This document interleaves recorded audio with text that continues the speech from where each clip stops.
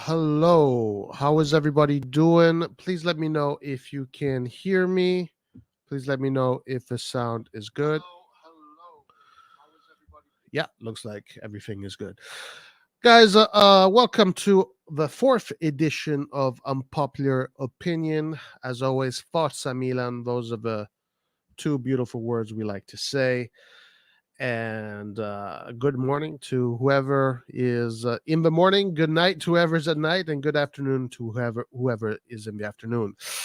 Well, today we're going to talk about various topics regarding the current situation with Milan. Of course, we have to talk about the game Napoli versus Napoli and the successive games against Napoli that we'll be playing in the Champions League. And then we're going to be talking about various players and other various topics that are happening right now. So let's get straight into it, guys. Let's get straight into it, and then of course, guys, I'm going to be talking with you guys in the chat and sharing opinions with you. But listen, it's not going to be. It's going to be a little bit ugly today. Okay, I'm not going to lie to you. I'm going to be quite honest to you. I'm sure there's going to be opinions that you're not going to like and opinions that you are. But anyway, let's get straight into it. First of all, what a game. 4-0 at the Maradona. What a game. The situation between Milan and Napoli is such a strange situation. We beat them in Naples, they beat us in Milan. We haven't won at the San Siro against Napoli since 2014. It's been almost 10 years. As the Undertaker said, all streaks are meant to be broken. So, as we said in this previous stream, that the next game of the San Siro against Napoli, it's a perfect moment to break this negative streak that we have accumulated against Napoli. But one of the things I want to talk about right now regarding the Napoli game is not so much the game, but it is more so the narratives that have been going around in the media, amongst the fans, mostly in Italy, and what I'm hearing in Italy, and not only in Italy, but across Europe and across the world. And as you can see, the picture there says Napoli's Osimhen convinced he will recover to face Milan in Champions League. So why is that picture there? Well, let me tell you right away. I'm hearing a lot of voices saying that, Napoli without Osimhen is not the same team. Napoli lost because Osimhen was not there.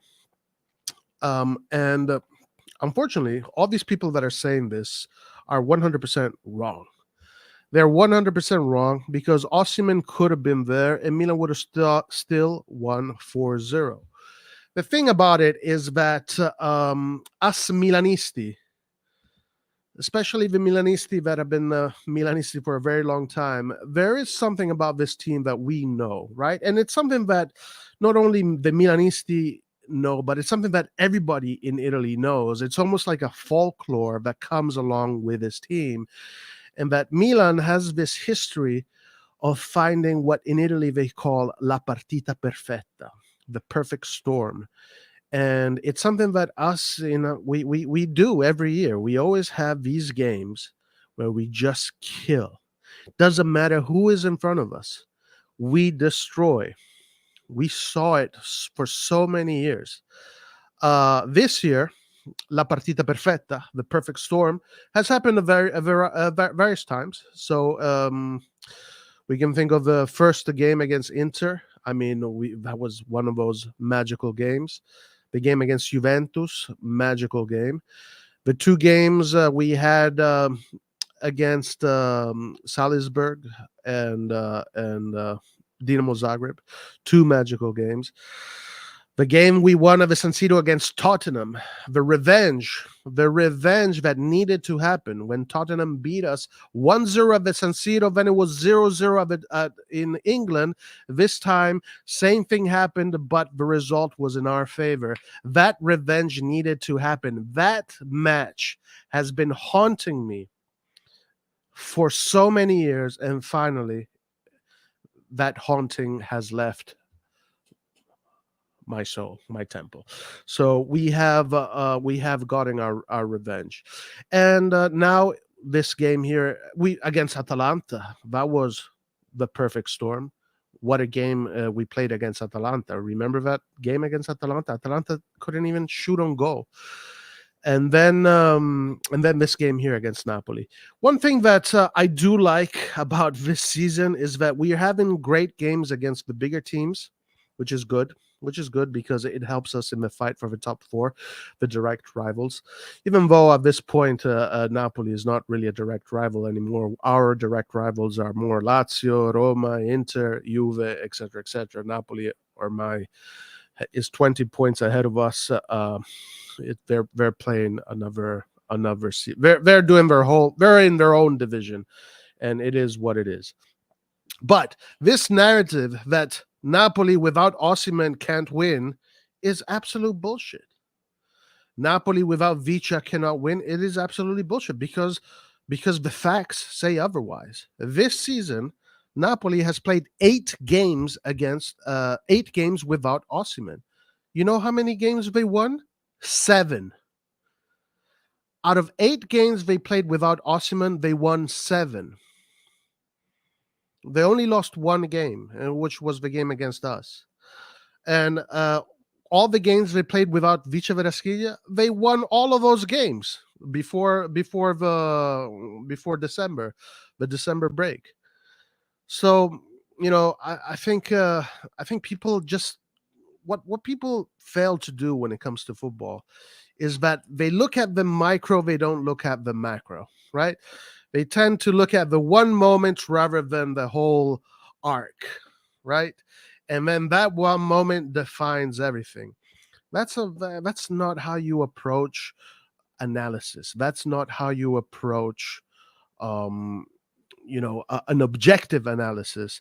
No, we beat Napoli because we found that perfect game. We were in perfect. The motivation was there. The harmony was there. Everybody was in sync. The stars were aligned, and it was one of those games. You could have put Man City in front of us. You could have put Real Madrid in front of us.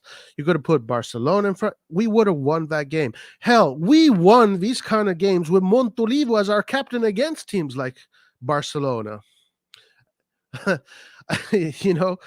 I mean, La Partita Perfetta, the most beautiful one that comes to my memory that I will never forget is the 3-0 demolition we did against Manchester United in the 2007 campaign. That was a beautiful game. But so this narrative that Osimhen not being there is all bullshit, guys. We would have won anyway. It doesn't matter. And also, do not get fooled about the situation with Napoli. Do not be fooled with the situation with Napoli, guys. Don't think that these next 2 games we're going to be playing against them in the Champions League is going to be easy.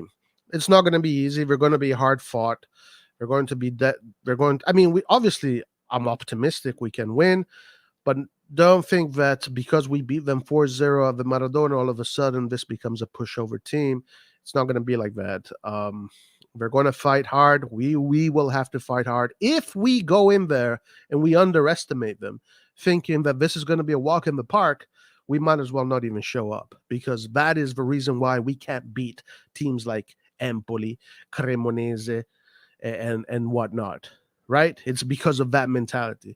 Because every time we go to play teams like Lecce, like Verona, like Cremonese, and Bologna and whatnot, blah blah blah. We thought, this is going to be easy. We're Milan. This is easy. We're the best. These are easy games. No, every time we have this approach, never goes well for us. So I hope Milan does not get complacent. I hope they go in these 2 games with the right mentality knowing that these are going to be difficult games, and you have to take them seriously. Back to the wall. No mistakes are allowed. We will need the perfect games again. The motivation, the has to be a maximum. So it is what it is. It is what it is, and of course, very happy for the result. But now we have Empoli.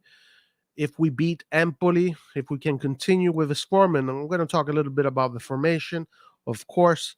I think we can really start to maybe think about solidifying this top four. Of course, at this point of the season, guys, forget the Scudetto. We're not winning the Scudetto. We're 20 points behind Napoli. Even if Napoli loses a bunch of games, it's almost impossible for us to get the Scudetto. Of course, miracles can happen. But what we really need to focus on is trying to win the Champions League, first of all, which is a much bigger thing, and finish in top four. The most important thing that this club needs to do every single year is to secure that top four spot. Once you secure that top four spot, then try and win the Scudetto. Try and win the trophies. But if you lose that top four spot, guys, everything is over. This beautiful dream that we're having, this beautiful moment that we're having, all goes into the toilet and it flushes down, and you have to start all over again. Players leave. The mercato becomes very difficult to get players that come and play the Europa League. You have to be very smart in how you get your players, etc., etc. So top four is the most important objective every single year. It is the objective that allows you to be competitive. If you don't make top four, you can't win the Champions League. All right? It is as simple as that. Of course, winning the Scudetto is the dream. You start the first day, you kick a ball when the Serie A starts, you kick that ball to win the Scudetto.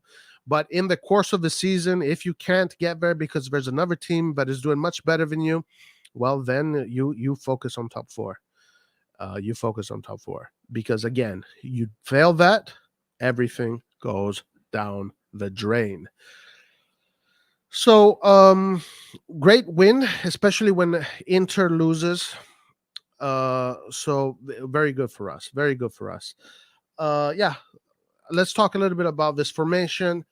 This formation is a formation that is very balanced, works very well.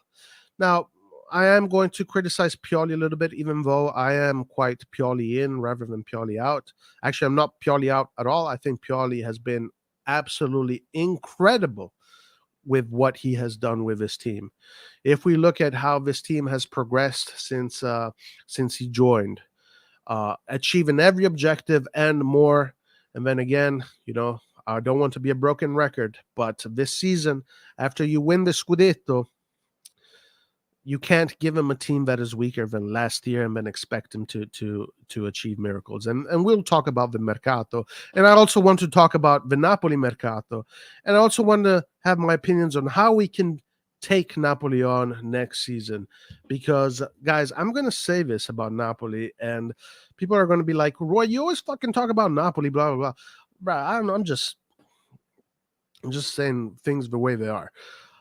If Napoli does not lose its pieces this year, rather they add on to what they already have and they get even stronger, Napoli might become one of these once-in-a-generation teams.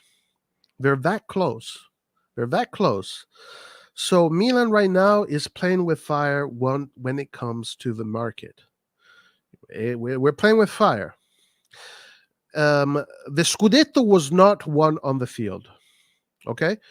Or I mean, the Scudetto is not finished over, but if let's say it is pretty much done, but the Scudetto was not won on the field.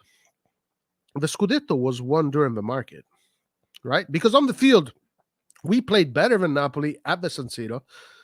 By the way, Osimhen was not playing against us when they beat us, but we played better than them. And then on the field of the Maradona, we destroyed them. So it was not on the field that they are 20 points ahead of us. It's not on the field. It was the market. It was the market and how they built their team. They built that team in a beautiful, perfect way, while we totally dropped the ball. It is what it is. Even if we didn't have any injuries, and that's another wrong. Like every season, you're going to have injuries. That's why you need depth. That is why you need real depth, quality depth, and that's where we failed. So even if we didn't have injuries, we wouldn't be we wouldn't have been able to do what Napoli did. And I know people don't want to hear that. People do not want to hear that. But it is what it is. It is a slap of reality in the face, and you have to accept it. Last year, we were not 20 points above the second place while we were trying to win the Scudetto. I mean, the game that we had against Napoli, they're having that game almost every Sunday. Do you understand? Us as fans, imagine how we felt playing this game against Napoli, where we look so good. But they're having that game almost every time they play. They have the game that we had. Okay, so we're in two different dimensions right now.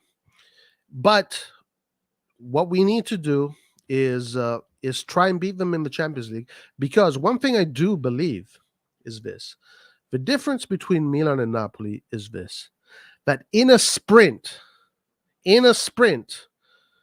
Milan can beat Napoli. And also Napoli can beat Milan, of course, in a sprint. But in a marathon, Napoli beats everybody in the Serie A, and we're seeing it. We are seeing it.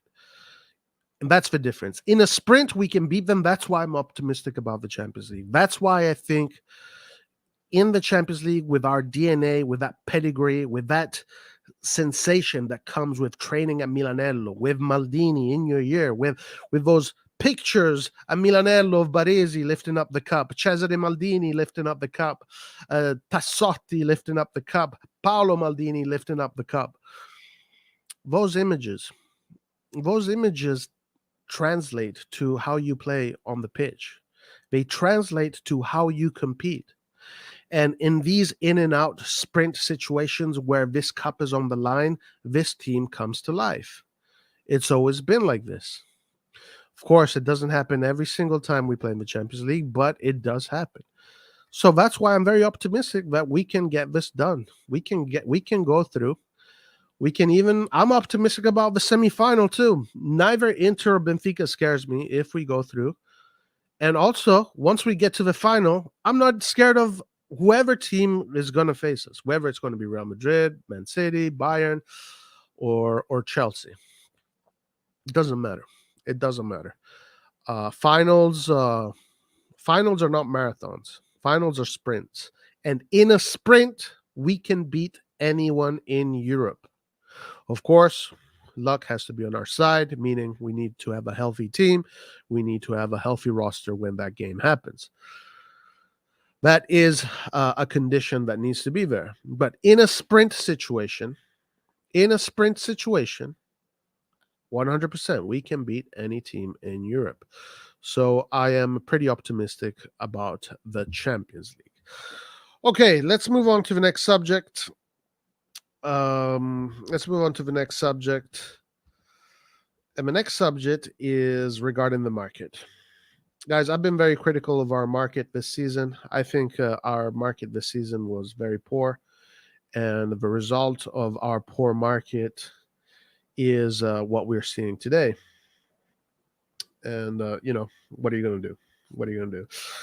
All you can do is try to mitigate what you have and try and achieve the minimal objectives. So I was saying about the formation, and actually, let me finish up what I was saying about the formation, and then I'll keep on going with the next subject. This formation here is the formation that makes the most sense. It is the formation that essentially stays true to what we were doing last year, more or less. When we had that big streak of wins in the end of the season that led us to the Scudetto, and it's just a simple mathematical equation, and that mathematical equation is balance. In a team, you need balance. Now, again, I am purely in. I'm not purely out, but I'm going to defend the union of football coaches because I have vested interest.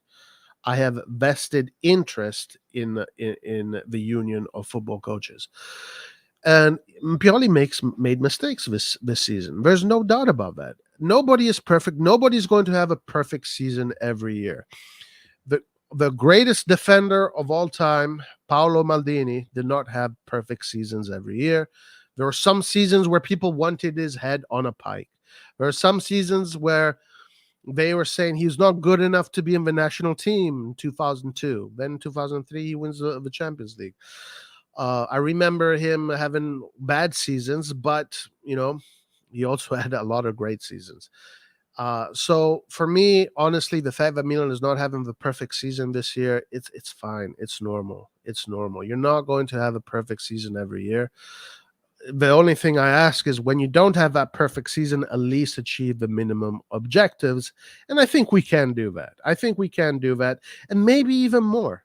Maybe even more. Maybe we can achieve more than just the minimal objectives. Maybe we can actually achieve what many people believe to be the unachievable, which is winning the big cup of the big years. Anyway, going back to this formation, as I said in previous streams, it is a formation that has worked for us. It worked for us very nicely against Juventus. We had a pretty much same conceptual formation. It worked with us very well for us in the Champions League during the two stage matches against Salzburg and Dinamo Zagreb. This formation works. This formation works. Now, where I'm going to criticize Pioli is when he tried to play the 4-2-3-1 with Leao, Diaz, Messias, and Giroud. It's like that's too offensive. It's like there's too many offensive players. One thing, if these offensive players are Messi or what, we're not Messi, but are more like the players like Barcelona had. But these are not those kind of players. Like Leao is not a player that knows how to keep possession. He's not a possession-based player. Leao is a player, you give him the ball, he runs with the ball and he scores, or he gives you an assist. But he's not the kind of player that can dialogue and defend by keeping possession the same way a possession team does. So you need to balance that out with a player like Krunic or Salamakers, etc., etc. And Messi and Pioli, the one thing that I do criticize him this year is that he did do that way too much. He did play too much this team with too many offensive players, and it just does not work. It just does not work. You need to have balance. Balance is the key. And I hope he continues with this formation. And speaking of balance, I do think that Kjaer and Tomori is good balance because with Kjaer, you have that experience, you have that personality, you have technique, more composure, while Tomori gives you a really good blend of physicality and also personality. Um, so I think even when it comes to defense, if Kjaer is back at where he was, where he claims to be, because during this period of the national break, Kjaer said, "Hey, I'm back where I used to be. I'm fully fit. I want to play." If he is the Kjaer that we knew 1 year ago, then this is a top player. Then this is a top player. So hopefully he can continue to be that player. And I think with Kjaer, Tomori in that defense, and then rotating with Kalulu, Chow. Kalulu, you can even rotate him with the right back with Calabria. We're pretty solid, and of course Mike Magnan there. The midfield, when we have Benacer, Tonali, and Krunic, that's a top level midfield, guys. That's a top level midfield. That is a top level midfield. I was talking to a Manchester United fan, a random guy, and he was saying, no, Milan, in my opinion, has one of the best midfields in Europe. So this is what some people are saying outside of Italy. They love that combination, Tonali, Benacer. Krunic, I think, has matured into a fantastic player. Krunic has arrived. When we first saw Krunic, he wasn't this super player. He was making mistakes. But now Krunic is, in his national team. Like the thing that the impact that the national team has on a player really translates to club level. It translates to club level, even if you're not, even if you don't play in a national team that is big, but still that sense of responsibility, that sense of needing to be mature, a man on the pitch translates, because when it comes to the national team, there's no games. You don't play any games. You don't go there to fuck around. You go there to play for real. Krunic is what? I think he's the captain of Bosnia right now. And he had a great he scored 2 goals in international break. He's been awarded best player of Bosnia. These are things that will impact you, that will make you be a top player, a professional. So Krunic has arrived. Krunic has arrived, and we've seen that when Krunic is fit in a system that works well for him, he works well for the team. So it works perfectly. It's a well-oiled machine. The problem is that comes back down to our mercato, which now it's a good segue to talk about. The mercato does not allow us to rotate in a way that gives us consistency in performance. It's just the way it is. Unfortunately, it's the way it is. The players that we got this summer do not allow us to do that, and that's why Pioli has had to rely heavily more so on players. Because imagine if we still had Kessie, right? If you don't have Kessie, if you have Kessie, Tonali, and Benacer, okay, you need to bring in another midfield. You're bringing in Krunic. Krunic is going to keep that same level of performance. But right now, who do you really have that is going to keep you that same level of performance? Pobega is not that player. Vranks is not that player. Bakayoko is not that player. And Ali is not that player. So the performance goes down. The level of decision-making on the field goes down. And it's not because these are bad players. It's because these players have not arrived yet. Ali has not been given the chance to arrive yet because he has all these players in front of him. Bakayoko, the situation with Bakayoko, we all know it. It's a strange situation. Pobega has Tonali, Benacer in front of it. This Vranks is this 19-year-old that is still playing in the under-21s. It took a long time for Krunic to become Krunic. It took a long time for Benacer to become Benacer. Tonali, who is this amazing player at 22, is performing at super high levels. Neither Benacer or Krunic were performing anything anywhere near what Tonali is doing at 22. Tonali is a top G. Tonali is a top G. Right now, he's only 22. Imagine when he is the age of Benacer. Imagine when he is the age of Kessie. Imagine when he is the age of Krunic, what kind of player this guy will become. This player at 21 was decisive already in helping Milan win the league. Vranks is not that guy, guys. I'm sorry to break it to you. Ali is not that guy. And never is Pobega. Never is Pobega. All these guys, in order to become like Krunic, need time.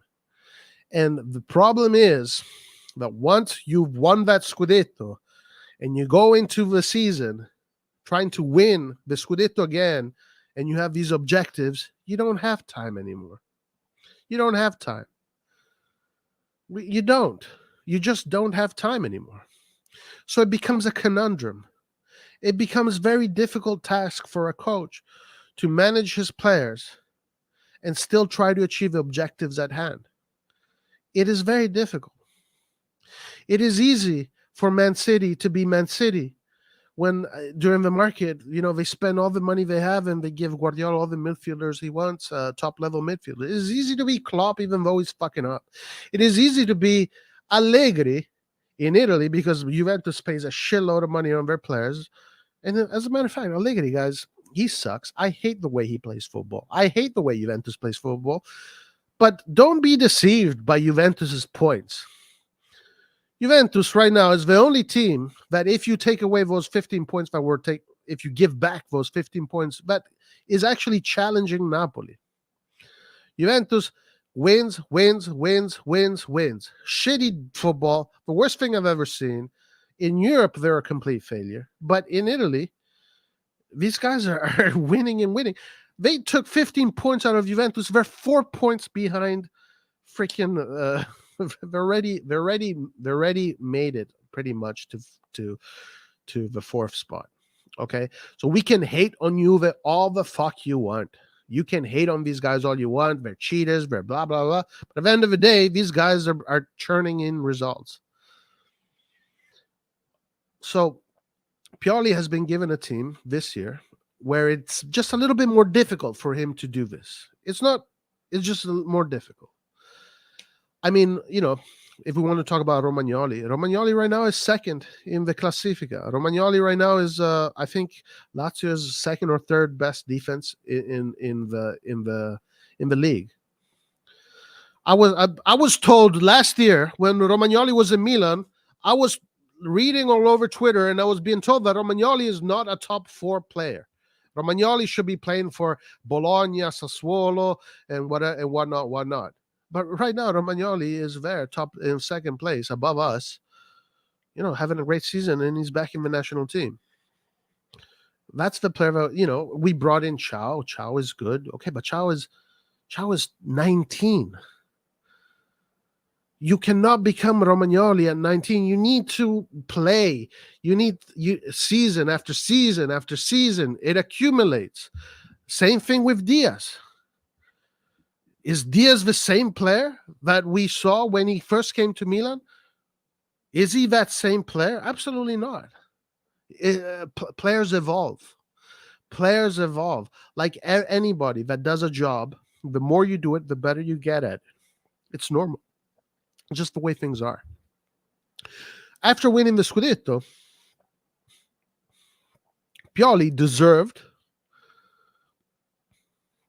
players that top G players, not youngsters that need to learn, but top Gs. And let's look at Napoli, right? Let's look at Napoli.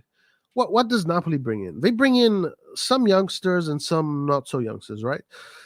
Kim, 25. That's 25. You're not a youngster anymore. But Kim was performing at super high levels.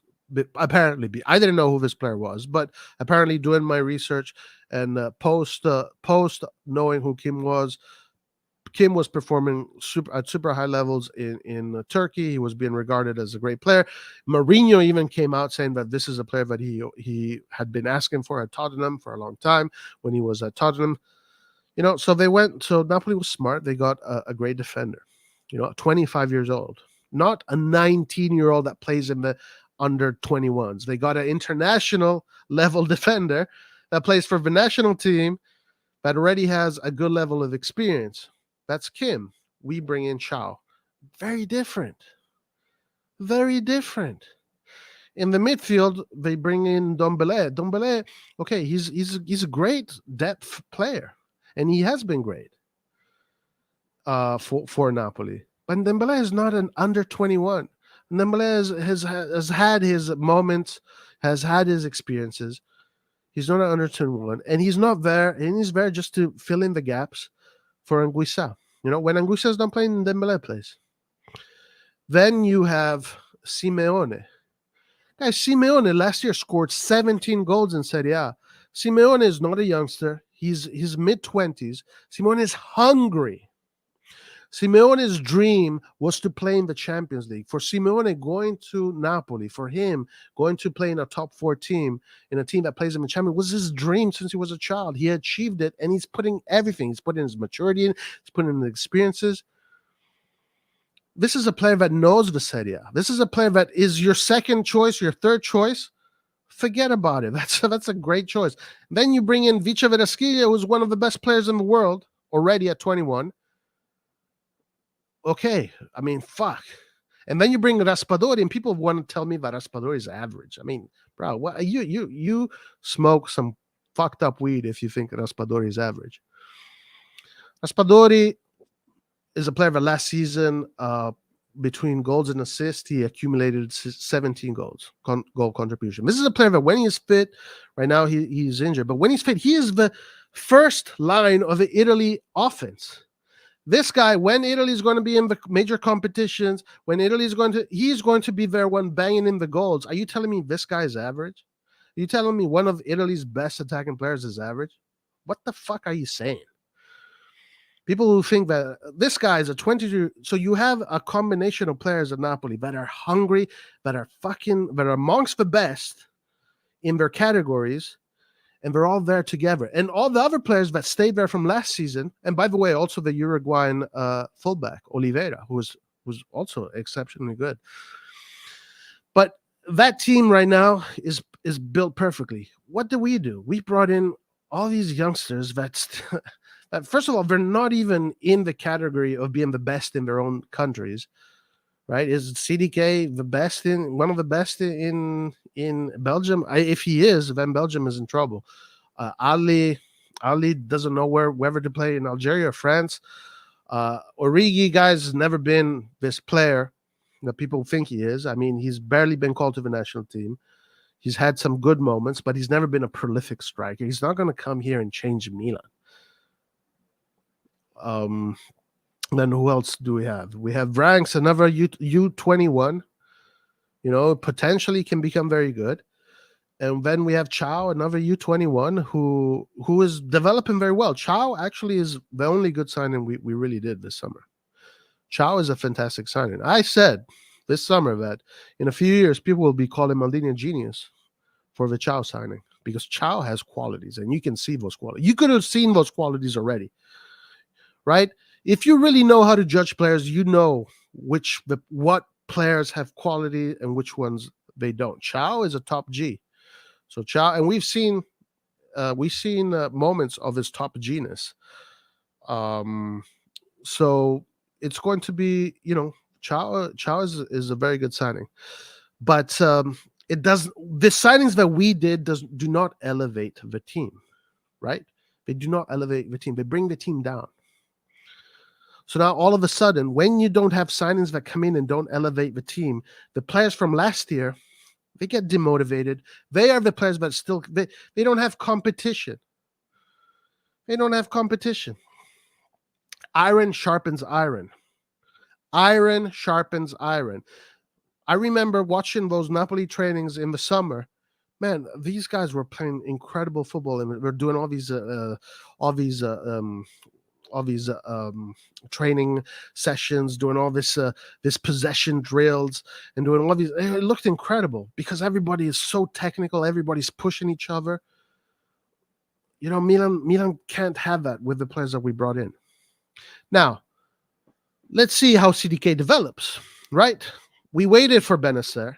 We waited for Krunic. We waited for all of these other players. Let's wait for CDK. CDK is a Milan player. I think he does have qualities, and I am optimistic that he's going to show these qualities. Unfortunately, maybe we're going to see glimpses of these qualities from now till the end of the season, but most likely we're going to see his real qualities in the years to come, because that's the reality. That's the reality of the matter. You're not just going to come to the Serie A and teach the Serie A football unless you are already a super top G. And CDK might become one of those. Chow, I think, can become one of those. Ali, I don't know. I don't know what to say about Ali. Vranks, we will see. Origi, I don't know about Origi. As a matter of fact, let's move on to the next subject.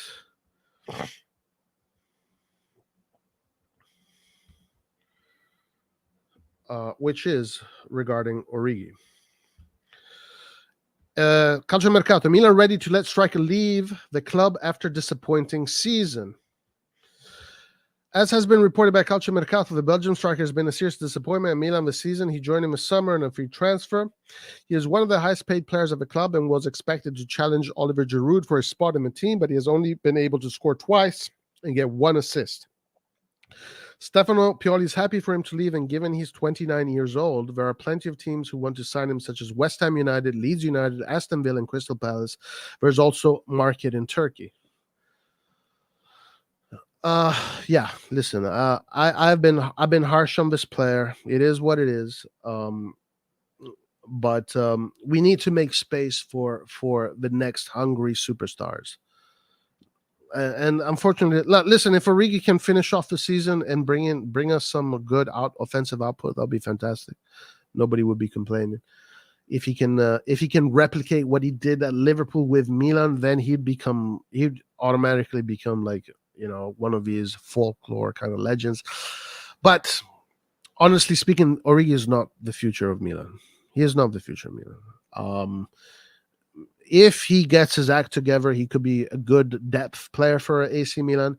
But I think we need to make space for the next top G's of football. We need to make space for them. Actually, I would say hijack Raspadori from Napoli, because Raspadori is on a loan, and we don't know what's going to happen with Napoli. I would say sell Origi, hijack Raspadori, since Origi plays these offensive roles. Bring in Raspadori. He will do that. Or there is in world football that is a player that could replace Origi.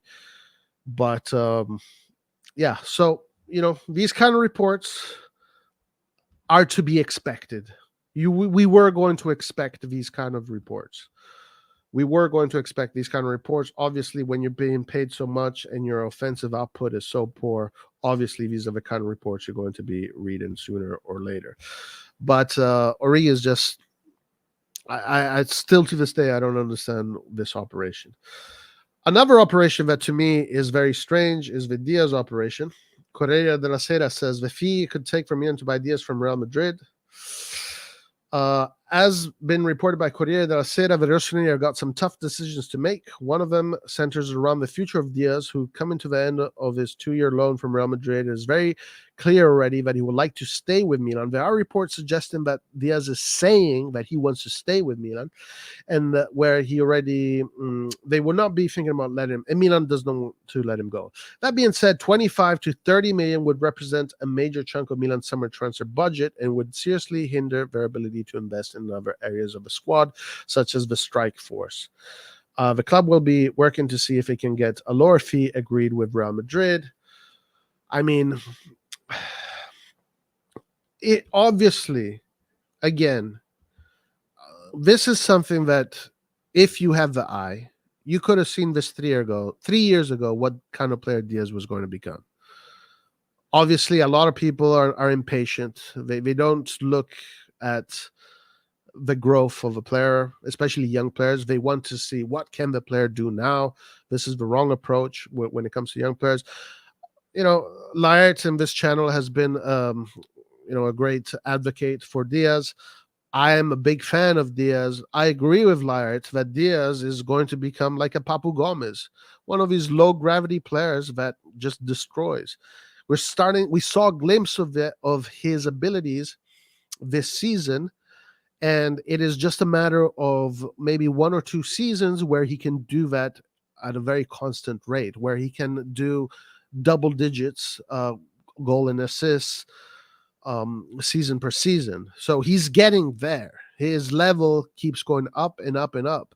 I mean, the performances he had against Napoli was outrageously incredible. He had some great performances. I mean, shit. We are in the quarterfinals of the Champions League because of the goal that he scored, which was an opportunistic goal as well. So he even has that characteristic. Not only is a playmaker, but he can also be in the box in dangerous moments and get opportunity goals. So my issue with Diaz, this is not a secret for me, is like, why are we developing a player for Real Madrid? I don't like it. And I would like us to buy Diaz. And I think Diaz, since he has already been in Milan and he's growing in Milan right now, his blood is red and black. So continuity is one of the key factors in the success of a team, and keeping him and continuing the development of Diaz in Milan would be ideal. Also because, for heaven's sake, we developed him. We stuck with this player for 3 years now. It hasn't been 3 seasons now with Diaz, or two or 3 seasons. It's like, okay, now that we've developed him, we let him go. Now that we develop him, we keep him. Right? His partner, he's got good chemistry with Theo Hernandez. Theo Hernandez needs a buddy. Theo Hernandez only hangs out with Spanish people. He doesn't hang out with anybody else. So Theo Hernandez needs his buddy to be there. And yeah, it makes sense. Let's keep Diaz also for because of that chemistry between him and Theo Hernandez. Also, there's good chemistry between him and Leao that is developing. Leao even mentioned this. Diaz is a loved person in Milanello. I hope that this one ends well, because I think it should, and I think that Milan would do the right decision by keeping him. But if we don't, then we can't get a 21-year-old that is a U21 and redo the whole cycle again. We cannot build another Diaz. If we don't get Diaz, we have to get someone that is just as good at him or better. Maybe that guy's Awar, who is a player that is being linked with AC Milan right now. But I mean, we need an offensive player that scores goals. Again, Raspadori. You want to beat Napoli? Beat them in the summer. Not because on the field, beating them doesn't mean jack. It feels good, but again, they're 20 points above us right now. Beat these guys in the summer. Do what Juventus did against Napoli and Roma. The way Juventus, when they were dominating the league, what did they do? They were buying players from their direct rivals. That's how they showed dominance. Let's do the same thing. Let's weaken Napoli by taking away their players. But anyway, if we can keep Diaz, for me, that would be the best solution. All right, so that as far as goes our offense, and our offense is really what I think that we have the most problems when it comes to depth. I mean, I think we do have the depth issues in the midfield as well, and some depth issues when it comes to the defense as well, especially on the left side. But we need some top Gs, guys. If we don't get some top Gs in the summer, it's going to be a tough season next season. All right, let's move on to another subject, which is pertinent to the stadium. And let's talk a little bit about the stadium. And guys, then I'm going to come to chat, and we're going to share opinions in the chat.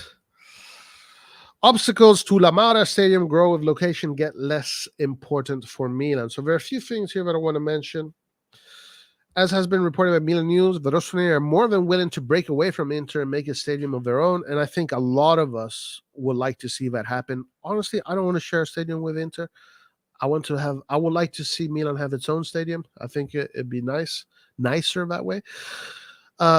Which is why the La Maura, which is basically a horse racetrack, would be ideal. However, there has been opposition from the city council, residents, and environmentalists. Despite Mayor Beppe Sala's agreement with IDEA, there are issues that will not go away quickly. So Sala is all about, getting Milan to build the stadium in that location. Of course, they would have to rent the ground, and that's where the council can make some of its money back, some money. But the problem in Italy, it is the bureaucracy and the entanglements of bureaucracy, because it's not just one person making the decisions. Yeah, Sala has to have a referendum with the residents. Then you have environmentalists. Then you have these guys and these guys. So it's just a referendum after referendum where people are taking decisions, and that's why in Italy bureaucracy is so slow, because there's a lot of elements pushing in different directions. And when it comes to coming to an agreement, it is very difficult. Milan believe that they're losing 100 million every season by not having their own stadium and all of the revenue that can come with it. There has been a desire to make the new stadium as close to either the center of Milan or San Siro as possible, but they now feel that the location is less important than just getting a stadium built. Now, another element that I'm seeing in Milano is that a lot of the Milanisti, the purists, want the stadium, in the center of Milano. They don't like the idea of having the stadium outside of what is essentially the center of Milano. So there's that too. But this article finishes with something very interesting. The example given is Bayern Munich's Allianz Arena, which is just under an hour on public transport from the main train station in Munich, but still functions as a tourist area for people to visit the stadium and shop there. So, yeah, I mean, if it works for Bayern, so whatever. Does anybody really care where this? I mean, I don't know. I don't know what it's like to be one of these Ambrosiani purists, Milanese, and they want to. I don't know. I'm not part of that culture. I'm not part of that group. But I don't care where this stadium is being built, guys. I honestly don't give two craps whether it's at the San Siro, or wherever it is, Sesto Giovanni, or whether it's 2 hours away from Milano. I don't give a shit. Let's have our own damn stadium. Let's get this done. And yeah, of course, one of the issues also is if you build the stadium closer to the center, you're going to make more money because more traffic, more people. And that's one of the issues. But if it takes forever to get this done, screw it. We are losing money. We're leaking money right now. Let's get this done wherever it is. If we have to build the stadium in France, damn it, let's freaking build it in France. Who gives a crap at this point?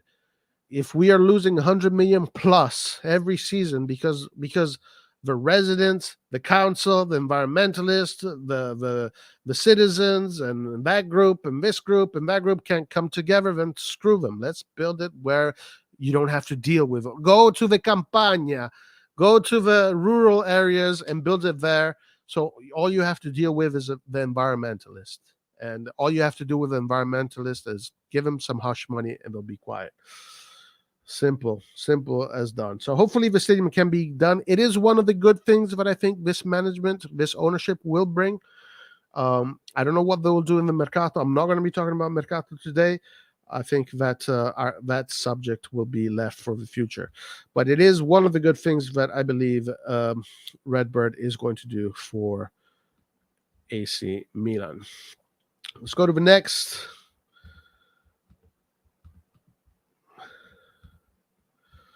Topic, which is Rafael Leão. Okay, of course, Rafael Leão is, obviously he's a top G. There's no doubt about that. There's criticism for him because, as he actually admitted himself in the post-match interview on CBS, that he is quite one-dimensional when it comes to his footballing acumen. He prefers to play, on the far left, where he only has to contend with players on his right, while on the left side of his shoulder, he just has that line where he can hug and he can find space on those channels. He said in his CBS post-match interview that he doesn't feel very comfortable in that attacking midfield role because when he turns, he doesn't have much space to turn. He has players on him from each side, and that's the thing about the difference between being a winger and attacking midfielder. So that when you're an attacking midfielder, you have to be able to play at a 360-degree scope. You have to have eyes on the side of your head and the back of your head.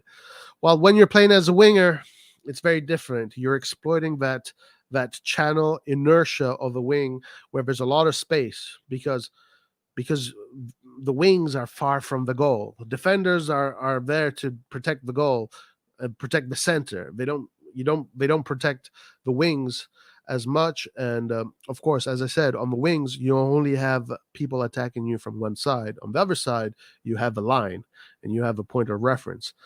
So the wing is a different kind of game, different kind of technique, different kind of approach, and it suits him. It suits his characteristics. It suits the way he plays. It suits him perfectly. So that is the criticism that he gets. That with Leão, you can only really, if you want to get the best out of him, you can only really play him in that position as of now in his career. Maybe, in my opinion, if I was coaching Leão, I would also work him as a second striker because I do think he has the characteristics of a second striker. And Yeah, I would work him as a second striker also. I think he can play, for example, as a second striker. And maybe I think in the future he would be able to do the attack and midfield level. He needs to get better at dialogue when it comes to dialogue, right? The thing about him is that he likes to get the ball, turn, and take you on, right? But in that kind of position, what you do when you receive the ball in those central roles, you have to be more a player, a more generous player. Essentially, you have to shield the ball with your back, and then pass it back to the midfielders, and then go forward. Right? That is what false nines do. That is the center forward. Leao doesn't like to do it. It's not in his genes essentially to do that. He likes to collect the ball. He likes to go 1v1. He likes to use his speed, his explosiveness, and from the center, you don't have much space to do that. But I would love to see Leao continue his career at Milan. I would love to see him continue smashing in those goals with Milan. I hope he stays with us for his whole career, to be honest with you. I am of the idea that when you have champions, you don't sell them, you keep them. And Leao is obviously a champion. He needs a lot of work. And he needs to be more. He needs to have more continuity. But he's definitely a champion for us. He has been a champion for us. So there are reports suggesting that the RossonARI are trying to secure the future of a Portuguese forward who is regarded as the best and most important player in the squad. Negotiations have been going on for a long time, but given the current deal runs until June 2024, this is immense pressure to either renew the deal now or sell him this summer, as he could go for free in 2024.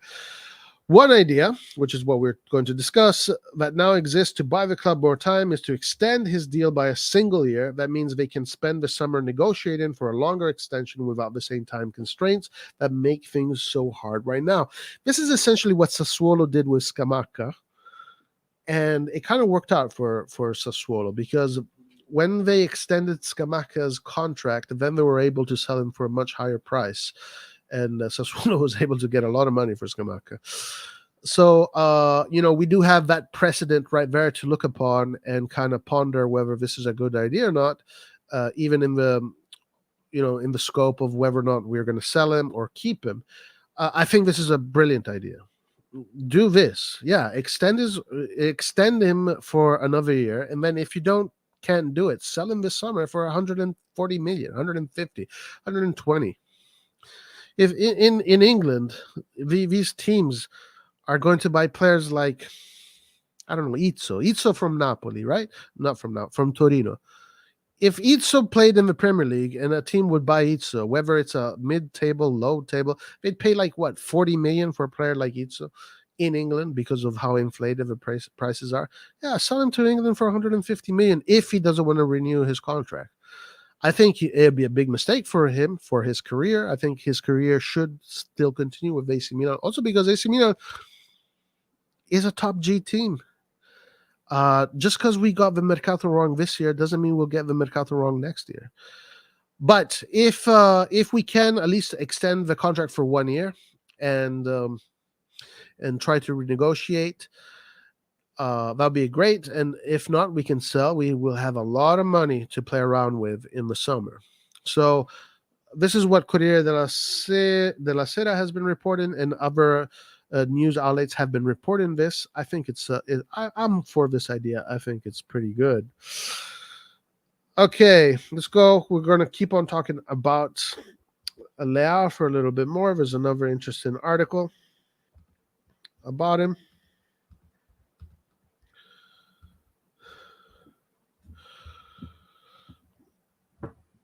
And this is from our favorite journalist, tap merchant, Romano. Leao's family protecting Milan for during contract negotiations. So this is Fabrizio Romano. Essentially, everybody believes what he says. If Fabrizio Romano farts, everybody smells his farts and say, wow, that fart smelled really good. It must be real. As has been reported by Fabrizio Romano, for Caught Offside, the former Lille man still discussing his new deal with the club, and it has been a very stressful time for him. That is why the family have been making sure to protect him as much as possible from the outside world, as there is a lot of pressure from fans and media to get the deal signed. It is true. He is being pressured by a lot of people. I think at that age, having all those, having the world essentially push you, right, to do things is a difficult position to be in. So I think he comes from a very good, healthy family, and if this is true, this is good. This is a good thing. It is believed that a renewal is now much closer than it was a couple of weeks ago, and that the talks are going to be picked up again very soon. So this is your guys' boy Fabrizio Romano who is saying this. So I guess we are to be optimistic. Leão was the star of Milan's recent 4-0 victory with Serie A leaders Napoli, in which he scored 2 superb goals when playing in his favorite role. Okay, so there you go, guys. That's Fabrizio Romano, and his reporting is saying that Milan is closer to signing a renewal, which again, I completely favor this operation. Leão is a champion. We want to be a championship team. You keep the champions. And you add more champions to the team. Speaking of other champions, another report that is quite interesting that has been coming out. Seems like the Sharks are sniffing around, and we're looking at Hernandez. AC Milan current view to Hernandez being untouchable, and they will not even consider bids over 50 or 60 million. Hernandez should, if we sell Hernandez, first of all, it shouldn't be anywhere lower than 100. 100 is the minimum. We're talking about the best left back in the world. Can you tell me another left back that is better than him? They're a bunch that are very good. But I think he's a top one. If he's not the top one, he's number 2. Maximum, he's number 3. But if he's not one, he's top 2. So you can't be selling top. You can't sell Hernandez for 50 or 60 million when Grealish gets sold for 120 million. It doesn't work like this. First of all, we should not be selling Mr. Hernandez. But again, your guys' boy, the one and only Fabrizio Romano, Tapin Merchant, says the Rossoneri are not all that interested in the reported interest in Hernandez from the Premier League. It is believed that Arsenal could be interested in the Frenchman, who, while struggling at times this season, is one of the most talented players in the Milan squad. He is crucial to the way that Milan play, and when missing, the impact is obvious, and that is 100% true. One of the things that definitely takes a big toll on our squad is when Theo Hernandez is not there. It's almost worse than not having Magnan there, in a way. Maybe that is an argument to be had. That could be a strong opinion, but it is an argument to be had. We've seen Milan play without Leão in the beginning of the season when Milan was a little bit more in the mood because Milan was in the race. Milan still performed decently, but I don't think we've ever performed well without Theo Hernandez. And again, it comes down to, who is replacing Theo Hernandez when he's not there. Let's see. He is crucial to the way Milan it would take a remarkably high bid from the Premier League in excess of 50, 60 million. How is that a high bid for 50, 60 million is like, I don't know, like if Calabria played in England, that's how much he would cost. It seems unlikely that a bid of that nature will be received. The one thing that could throw a spanner in the works for Milan is they do not qualify for the Champions League. Hernandez could then choose to pursue a move. I don't know about this. It is an interesting report suggesting that Hernandez is being linked away from AC Milan. This is obviously not going to happen. I don't think so. If it does happen, then what the hell are we doing? Okay. And before we go to chat, let's do one more round of articles that came out today. So Kalulu looks like he might be back for the Napoli matches. It looks like his calf problem wasn't as bad, but precedent. One thing that this team has been doing wrong something that even us from our coaching empire of the sofa in our TV rooms, we can see that maybe Milan has been a little bit too hasty when it comes to bringing in players that are injured. So hopefully, his injury is done with, and when he comes back, no reoccurring injuries like we have seen many times in the squad before. Diaz had a little bit of a knock. That's why he was taken out of the game early. But it says Milan star trains as normal as common fears of the serious injury. Okay, and talking about, I don't want to talk too much about the market before I go to chat, but looks like Retegui could be an interesting player for AC Milan. I'm not so familiar with him, but he could be an interesting player.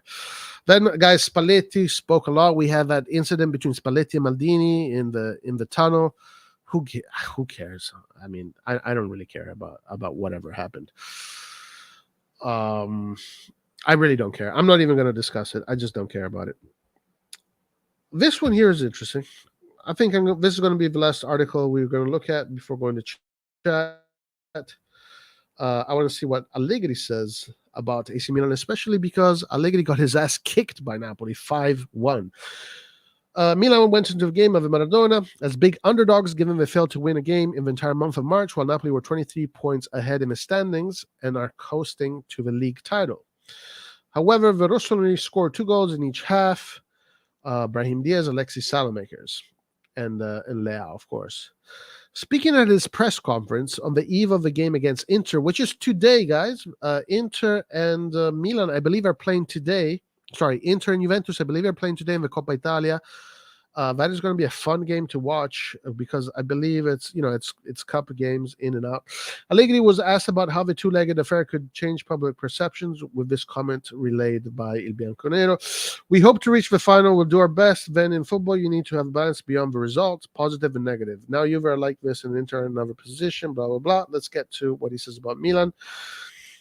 2 games and the game changes public opinion. Look at Napoli-Milan. Everyone thought Milan were doomed and they went on to win the match in Naples in a marvelous way against Napoli, having an extraordinary season. Little by little, balance must regain above all at Continas, etc. We don't care about that. I guess that's all he said.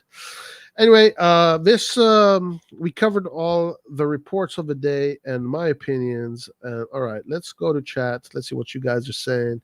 And guys, if you have not, remember to click that like button and subscribe and do all that good stuff. And make sure you vote. Make sure you vote on the poll.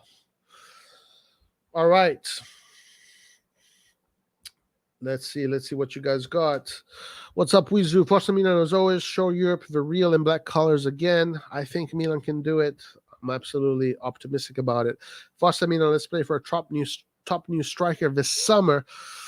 Maybe Retegui, guys. Is Retegui the guy? Maybe Retegui is the guy. I don't know. New striker and a new right wing, or Diaz also left back and right back, and gladly a left wing too. So what I think we should do is we should replace Origi with a top G. We should replace Rebic with a top G, and then bring in a third striker. What we need to do is strengthen the bench, essentially. The first 11, maybe you can have a touch here and there. I mean, there's not much you can do with first 11 unless you bring in a super top player. But yeah, striker position, maybe someone that can challenge for the striker position. I don't think anybody can come in right now and challenge Leao for his spot. Maybe you can have someone come in challenge Diaz if we keep Diaz. Let's see what we do with Messias. Salamakers, I would keep Salamakers. The guy's 22. Salamakers, another guy that I've been 23, I believe, 22, 23. Another guy that, this guy has so much heart and so much quality too. Not quality in technique, but quality as a football player. Actually, Stankovic said something that was quite incredible. Stankovic was a Bobo TV, and he said sometimes in the field, rather than a player, you need more a man. And for anybody who actually understands what that means, I feel that Salamakers can be that person. He's still young, he's still rough around the edges. But Salamakers is that guy that will fight for you, will run, and he will provide that balance when it is needed. He can be a player that you can use from the beginning and also as a closer. So very versatile player. Super game against Napoli. Super goals. Also did great in the Champions League. And by the way, there's a podcast on YouTube called Various Views Podcast or whatever it's called that came here one day and told me that Milan with Calabria, players like Calabria and Salamakers will never achieve anything in the Champions League. Lo and behold, a few months later, Salamakers was the top scorer in the Champions League. And right now, Salamakers is one of the main reasons why we are in the quarterfinals, because his defensive play to stop Son was one of the key factors, right? So you have a lot of YouTubers out there that have no fucking clue what they're talking about. All they know is how many step overs you can do. All they fucking know is how many highlight reels can you make. They don't understand the nuances of football. You need to, if you want to talk about football, you have to understand the nuances. If you don't understand the nuances, let the people that know what the nuances are talk, and you be quiet and listen. So, Various Views Podcast, you were absolutely wrong. You suck. Hi, Montana, what's up? How you doing? Napoli early Scudetto celebration is too distressful. Is distasteful, but I also think it's not good. It's not good for them to celebrate so early, because that can affect their performances. You're saying facts, and people always want to underestimate us, even when we're good or bad. Tonali was a fucking beast. That ball tackle in Leao's second wonderful goal was amazing. Absolutely, guys. What a player Tonali. Another one. I mean, guys, let's talk about age. Let's talk about development. Not even Pirlo and Gattuso at 22 were having this kind of impact in their respective teams. They weren't. At 22, Pirlo was not a Scudetto winner. I think Pirlo won early. I think he was 23 or 24 when he won the first Champions League. But at 21, 22, Pirlo was a great player, by the way. Pirlo in the under 21s destroyed and was a fantastic player. Don't get me wrong. But at 21, because that's when Tonali won the Scudetto. At 21, neither Pirlo or Gattuso were doing what Tonali's doing. Tonali, at his age, doing what he's doing only means that once he gets to that 25, 26, 27, mamma mia ragazzi, che giocatore che diventerà. This guy is top notch. Right now, he's rough around the edges. He needs to work a little bit on his composure when he has the ball on his feet. But his work, the running, the spirit, the everything, man. This guy is a real deal. Here's what's going to happen. We destroyed Napoli mentally. They lose every game till the end of the season. We win every game. We win the league and make. That'll be nice. Hey, listen, if that happens, that'll be nice. That'll be nice. Hola, come stiamo? Like the video so CDK can score the next game. Yes, sir. We need CDK to score. How's Diaz doing? It looks like he's good. No injuries. What's up, Saif? Rory Maestro. How you doing, Saif? Forza Milan. Nathan, what's up, my man? How you doing, sir? Renew of Leão. Yeah, we spoke about Leão. I would like to see the renew of Leão. I think it should happen. Yeah, my friend is a Man U fan too. Yep, my friend is a Man U fan too. He loves Krunic and Benacer. Yeah, guys, I was talking to a Manchester United fan last night on FIFA because I have a FIFA team. I have a FIFA team, by the way, where it's my team. I'm the captain of the team, and I have recruited a lot of good players. And we're a Division 1 team. We've won the title a bunch of times. We're kicking ass. And he's a Manchester United fan, and he was telling me, according to him, Milan has one of the best midfielders in the world. So across the borders, people are talking positively about Milan. Paul's talking about yourself. Once you didn't include tonight, you were English. Imagine we kept Kessie with a 4-3-3, Benacer, Tonali, Kessie. Lord have mercy. 100%, guys. Okay, if I was the man in charge, I would have 100% kept Kessie, and then I would have brought in a lot of quality players. Yeah, maybe Romagnoli, you can make a sacrifice and bring in Chow for Romagnoli, but Romagnoli is still a good player in the rotation there. But Kessie was supposed to be with us forever. Like, well, I would have kept Kessie. Future best midfielder in the world. Hopefully, man. Hopefully. Nathan not even already said Tonali play like Kessie, like season keep up. Man. No, Tonali, this season, well, first of all, Kessie didn't have a great season last season, but it was a good season. This season, who is having a great season from the point of view of being consistent? I think Benacer is. I think Mike Magnan is always Mike Magnan, but I think everybody else, a lot of dips here and there. Maybe Krunic. Actually, we've seen a lot of evolution in Krunic's game. Salamakers has had moments where people in this community wanted him gone.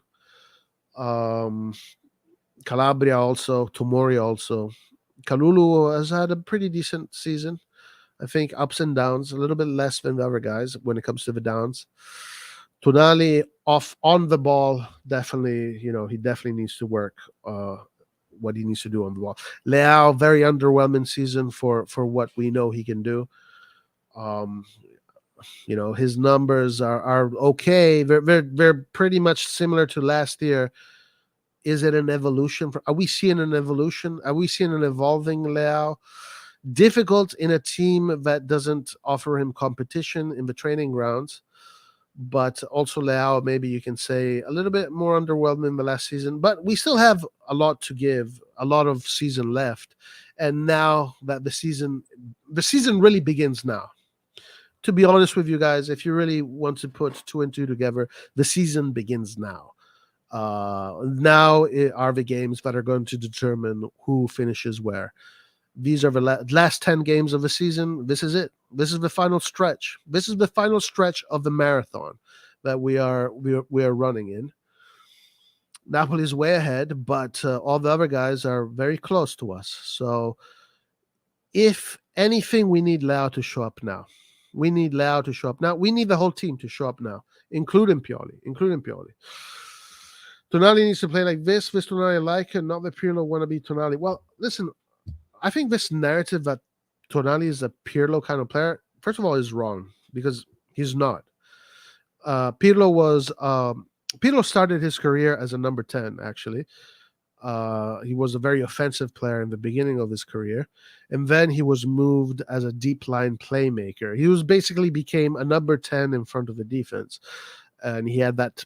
One of the reasons why is because, first of all, Pirlo is a genius footballer when it comes to reading the game and dictating the tempo of the game and dictating the passing, the filter between offense and defense. But also Pirlo had this magical through ball that number 10s have, right? He had that the long ball that Pirlo had is a quality that not many players in the world have ever had. It's one of the reasons why Pirlo was so unique. Tonali is not that kind of player. Tonali is not. Yeah, Tonali said, look, I'm not Pirlo. I'm more like Gattuso. Tonali is a little bit of a Gattuso who is a little bit more refined when it comes to technique and a little bit less pirate, less of a crazy dog, right? I think what he reminds me a little bit more of an Albertini than any of those two guys. He's not Pirlo. He's never going to be Pirlo. I think this narrative that he should be, the next Pirlo, I think it's completely wrong. Juventus are the kings domestically while we are the kings internationally. Yeah, I mean, that is history. pedigree and history. Shut up, Roy. No one said that about Romagnoli. What kind of BS agenda is this? What did I say about Romagnoli? Well, a lot of people didn't like Romagnoli. I think that's what you are saying. But Romagnoli is doing very well this season. Oh yes, yes, yeah. No. There were I definitely read and I definitely heard people say that Romagnoli is not a top 4 player.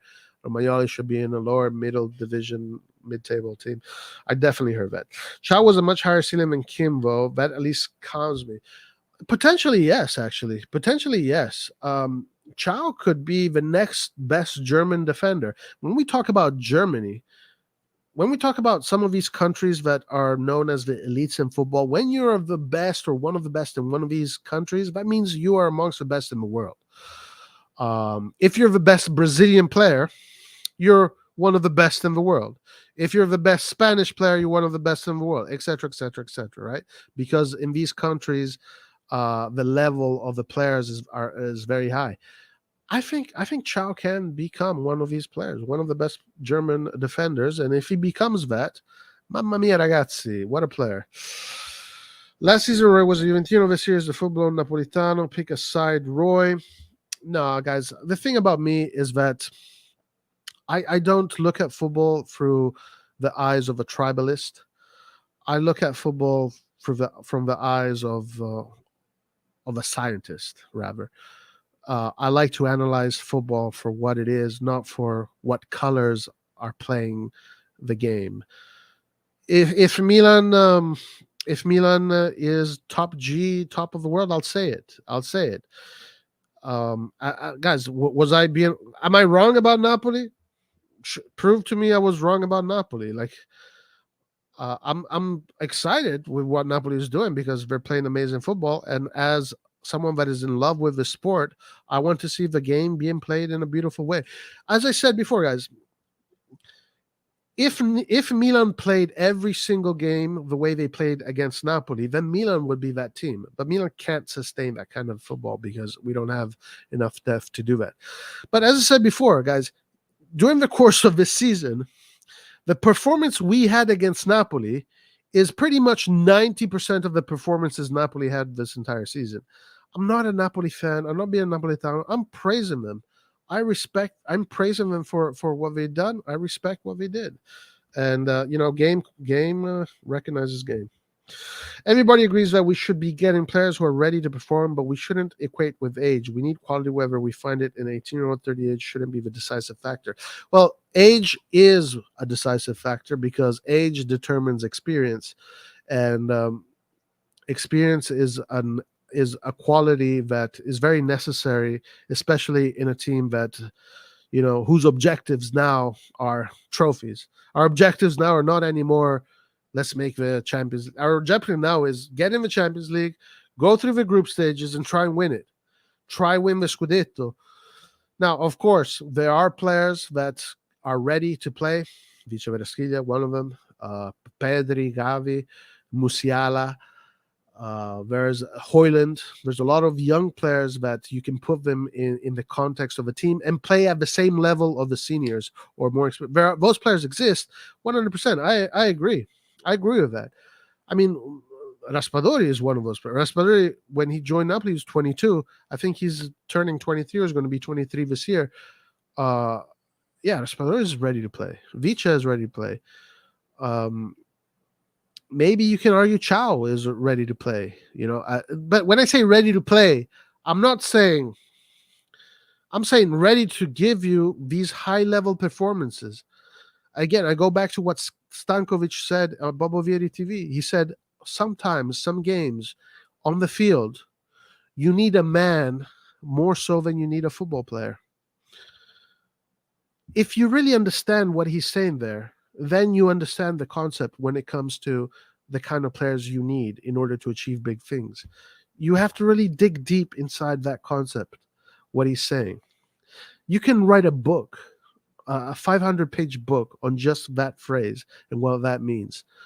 That blew me away. That blew me away. Diaz is a baller. I agree. He is definitely a baller.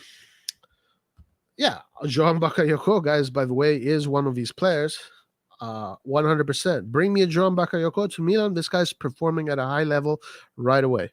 You don't need to wait for a player like John Bakayoko, because players like this are so much packed with talent that adapting to a new league, they already speak the language. They already speak the language with a high level of vernacular. Their football vocabulary is very extensive when it comes to what they can do with their feet. So yeah, a player young as John Bakayoko, 100%, he will come to a team like Milan and he will perform fairly fast. I won the John Bakayokos of the game, and I still prioritize them over a player who has less quality and potential, but who's more ready. Well, that in our situation, I disagree. I don't think. I think our moment of developing players has passed. It has passed because if you say this, I mean, first of all, John Bakayoko, I don't put him in that category. So I think that's where we, first of all, disagree. But if you prioritize a player who has less quality but more potential, then you can't complain when Milan has a shitty season at this point. Because if this was the Milan of 3 years ago, none of us would be complaining, right? We'd be saying, no, man, come on, we're going to make it. We're going to get in the Champions League first time in 10 years. Wow, wow, wow, wow. But this now is a different situation. That moment has passed. That moment has passed. Now we have surpassed that hump. Now we need to go to the next level, right? And maybe one player or two players, but it can't be 5 or 6 players like this. You need now. Our objectives are different. Now our objectives are in order to keep on doing what we are doing, we can't be developing players, guys, anymore. We need to get them right away. Not to mention the experienced quality player will always cost you more. Again, I'm totally cool with getting young players that are ready to go. I have no problem with that. But get those players. Get those players. And there's many factors that determine that can, for example, a young player in Italy, right? If you get a young player in Italy, he doesn't need to learn the language, right? He already knows the language. Hoyland next year is considered a young player. He already knows the Serie A. So if he comes to Milan, he doesn't need to adapt, right? So you can get young players, but be smart about it. Be smart about it. I mean, look at all the young players that we got this year. All of them come from outside of the Serie A. Ciao, Vrangs come from the Bundesliga. CDK comes from the Jupiter Liga. Ali comes from the Liga 1. None of these guys have experience of the Serie A. So if you're going to get young players, get them from the Serie A if you want them to perform right away, because they don't have to go through all those steps, right, to adapt. Otherwise, we were going to keep ending up with the Origis and Sanchez as opposed to Colomani and Enzo Fernandez. Yeah, Enzo Fernandez is another player that obviously was ready to play right away. We missed out on him. In my opinion, is not going to cut it for the role. I would love Enzo Lafi, who, other than being a world-class player, reflects the exact profile Pioli wants from this cam. Hybrid between. Now, guys, I would rather have the next Iniesta, but we have to contend with what we can do. Aurora is a free agent, so that's probably why we're doing this. But I wouldn't underestimate Aurora's performances either. He still will bring quality. If he comes, he still will bring quality. He will still help the team elevate. You're still bringing in a quality player of a certain age, with a certain experience, that is going to be competition. One thing for a fact, I know already, guys. One thing for a fact, and remember, when I say this shit, I don't say shit just because I want to say it. One thing for a fact, RR is going to come to Milan, and he's going to be competitive with the other midfielders. Are going to have to step up their game if they want to play. RR is going to come in, and he is going to help the team raise the level. Again, he's not Iniesta. I agree, Enzo Lafi is a beautiful player. I love the way he plays. I would love to have Enzo Lafi in the team, but RR is going to bring quality to the team. That's for sure. Mezzala and trequartista who can still win duels despite being short. Yeah, Angelo Laffi is a fantastic player. I think he's fantastic. Sansesto is only 50 minutes by train from Central. So I mean, why is this a problem, man? Because I was looking at these YouTube videos from these ultras Milanisti. These are pure Milanisti, people that have lived in that town forever, that identify as Milanese, Ambrosiani, etc., and they're like, no, Milan has to have be in the center, blah blah blah. If it's only 15 minutes away, who cares? We said the same thing about Donnarumma and Kessie. Yeah, I listen. I said that Donnarumma, we should have never sold Donnarumma. Donnarumma, I mean, fuck. The season we sold Donnarumma had an incredible uh, tournament, right, with Italy. But guys, the moment I remember Magnan when we played that friendly against, I think it was a French team or it was a Spanish team. Right away, first 2 minutes, as soon as he touched the ball, as soon as I saw how he was, okay, this guy's a top G, 100%. Forza Milano, my bro. We'll be back to the channel soon. Nice. Yes, always welcome. You're a champion, Roy. Amir, you are a champion. Thank you. Leão needs to follow the space as it changes throughout the 90 minutes. That's what he thrives on, whether it is on the wing while building from the back in the half space or fully central for the counterattacks. Yeah, he has to learn how to do that. He has to learn how to exploit space. He's struggling to do that. He shouldn't be telling himself, I feel more comfortable there rather than here. Rather, he should be telling himself, man, I should adapt my game and learn how to do all of these other things. He's still a work in progress, but we do know that if you slap him there on the left wing, he's going to give you high level performances. But guys, we did play 4-2-3-1 with Leão there in that period in January. Leão wasn't doing much, yeah. So it depends on a lot of things as well. Tell best left back in the world. I think so, guys. I think so. Himzajiva is better than Hernandez. I don't know who that guy is. Just have to say, Benacer is the best player in Milan and in Serie A. Without him dominating lobotomy and Anguizzo last game, Milan would have not been able to lobotomy. Milan would have not able to win. Yeah, listen, guys. This year, Benacer maybe is the only outfield player that we've seen has completely leveled up. You can argue it's because last year he was a little bit overshadowed due to the fact that Pioli preferred, the Tonali Tonali Kessie pivot, and Krunic played a lot of games. But Benacer this year totally deserves his new. By the way, guys, Benacer signed a contract. One thing about Milan, guys, let's not get fooled about Milan. Milan this year has been able to sign 11 contracts. I was reading on Gazzetta dello Sport. Benacer being one of them, one of the most important ones. And of course, I don't think some of us are happy regarding the contractual, the clause that comes with this contract, but hey, we'll take it. Yeah, Benacer was fantastic in this game, and Benacer is going to continue to be fantastic for AC Milan. Ben Chilwell cost 80 million. Mamma mia, ragazzi. Benacer is worth 60 million minimum, so tell him at least 90 million. I mean, I would raise the price with these guys any maniac. Because you have some crazy teams out there that are ready to spend some crazy amounts of money for these players. So I'd raise the price. Play their game.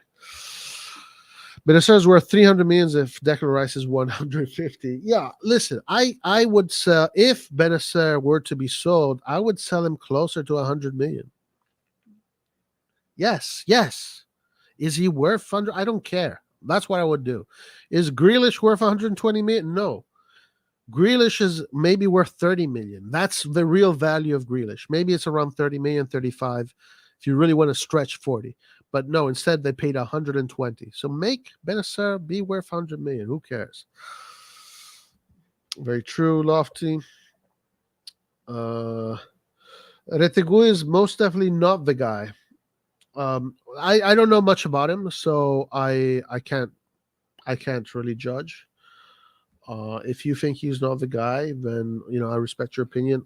I gotta see. Totti was saying that well, this player was one of the players that he had identified as a potential superstar of the future a few years ago. Tonali also being one of them, by the way. Totti was saying maybe 3 or 4 years ago that Tonali and apparently also Retegui are two players that we should be looking at for the future. He was 100% correct about Tonali. Maybe he might be right about Retegui as well. Who knows? Tonali is amazing, Roy. Yeah, absolutely. He's living his dream. That man is come to Milan to win, and that's what he's doing. And he's a Milanista. Couldn't be any perfect than that. According to professional pundits and statistical data, we have the worst team in the UCL and have only 2% chance to win. Let's show the fucking football world who we are. Eighth is loaded. Guys, I am very optimistic. And I like this comment because a lot of people don't understand the DNA, the Milan DNA, right? It's not that they don't understand it, they forgot about it. They forgot about it. You can argue it's our fault, but they forgot about it. Roy, does Tonali remind me of Steven Gerrard? Maybe in the way he carries himself. Technically,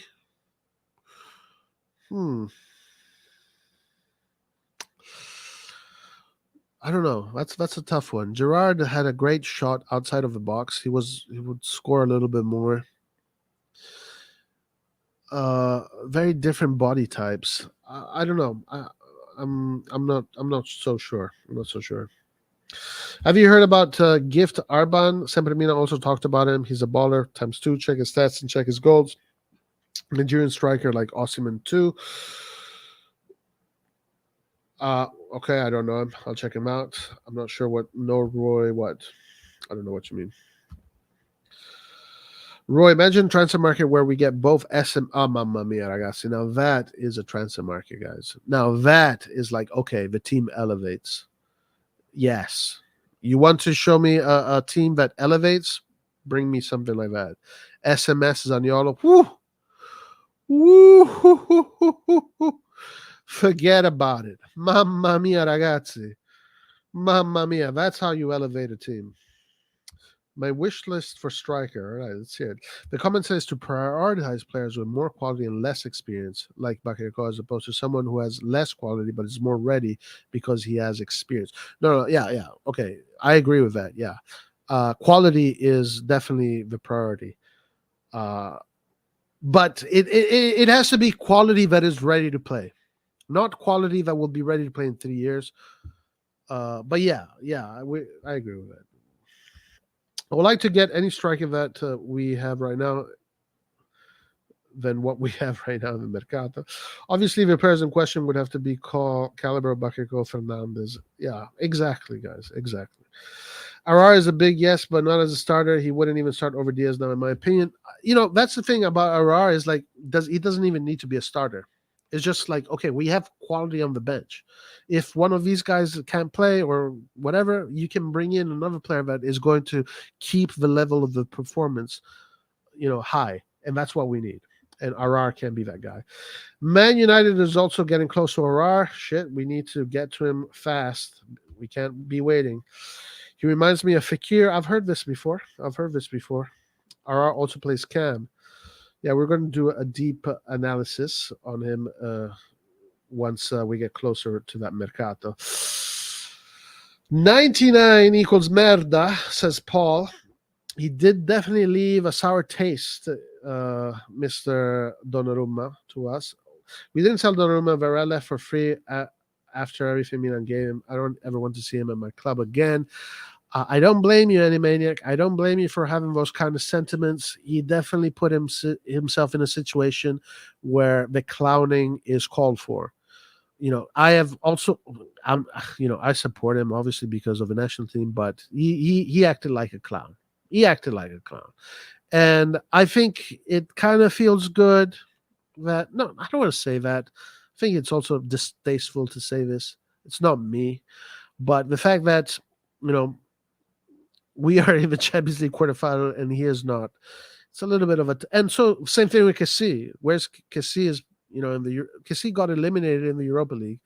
He did score in the El Clasico, but Milan right now is the team that is facing Napoli in the quarterfinals, not Barcelona and not PSG. I hate to say, but I think Ibra's playing days are over. Do you think he'll stay at Milan in a coaching or manager role? Berlusconi said that he would like to see Ibra. Just recently, he said this. That yeah, okay. Berlusconi said just recently that he would like to see Ibra in that kind of role, and I don't know. For me, he can still play. He can still be playing, and I think he should keep on playing, but just don't go to the national team. Like if he can still provide high level performances, even if it is like the performances he did last 20 minutes of the game, I think he wants to be a starter, right? But if you can still use him as 20 minutes at the end of the game and he can still bring the Euros performance, then yes, but stop sending him to the national team. The national team, the intensity of the national team is much more difficult. It's another level. At 42, you should not be going and playing at the national team. Bobo Vieri from Bobo Vieri TV said, when it came to the national team, doesn't matter if it was a friendly, doesn't matter if it was the qualifiers of European World Cup. You go there and it's just a dogfight. The pressure is crazy, the intensity is crazy, everything is much crazier. He should not be going to the national team. Benny Teolau, all over 100 million. I 100% agree. Here he is, guys. The man himself. The man who said that Salamakers is not good enough to be at Milan. The man that said that Calabria is not good enough to be at Milan. No, bro. You think you're laughing at me? Bro, I was laughing at you the moment you said that stupid bullshit. That is the truth. Forza Milan. Forza Milan. Checkmate. He's a real ball. Check him out. He's a real baller. Yeah, I will do that during the week. I'm going to do a stream looking at players, and you can. We're gonna. So one of the things that I'm going to do also is do streams where we dedicate solely to scouting players, so you can show me that player. What is this unpopular opinion I just joined? What's up? Forza Milan, I hope you have infinite success in what you do. Thank you. Who's SMS? Savic Milinkovic. Sergej Milinkovic Savic.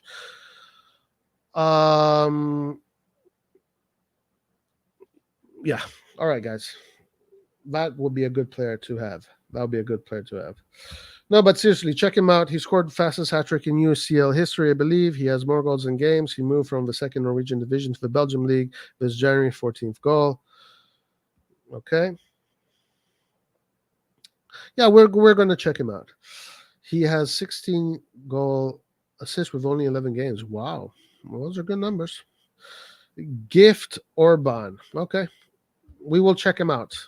Wednesday, we're going to do, tomorrow we're going to do a scouting stream where you guys tell me which scouting streams are good and whatnot.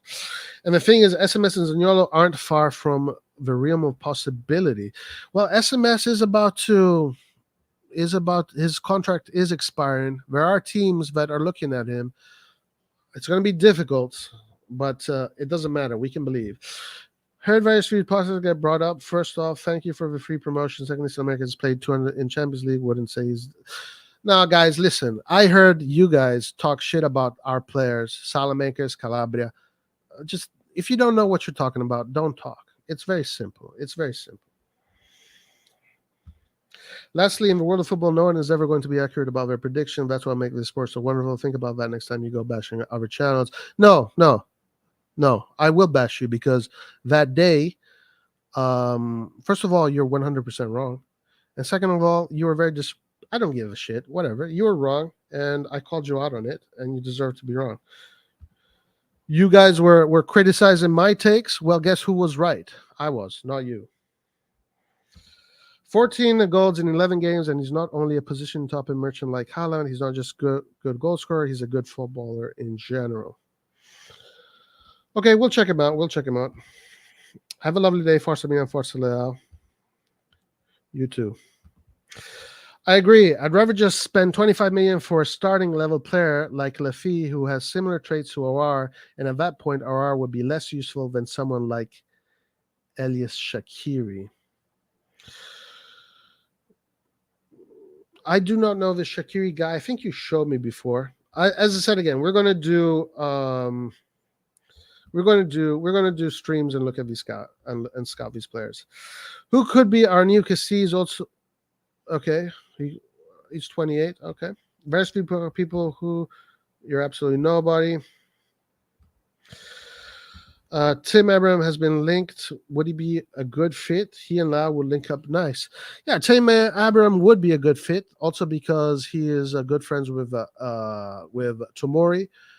I think Abraham is a good player. He's not super technical. I mean, he had a great season in his first year in the Serie A. That's not easy to do.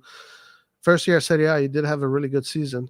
Right now, he started off quite poorly. He's starting to gain steam right now. He's young. He's got a lot to give. I think he'd be a good choice. Not the best choice, but I think he'd be a good choice. Gift Orban is a bum. Okay.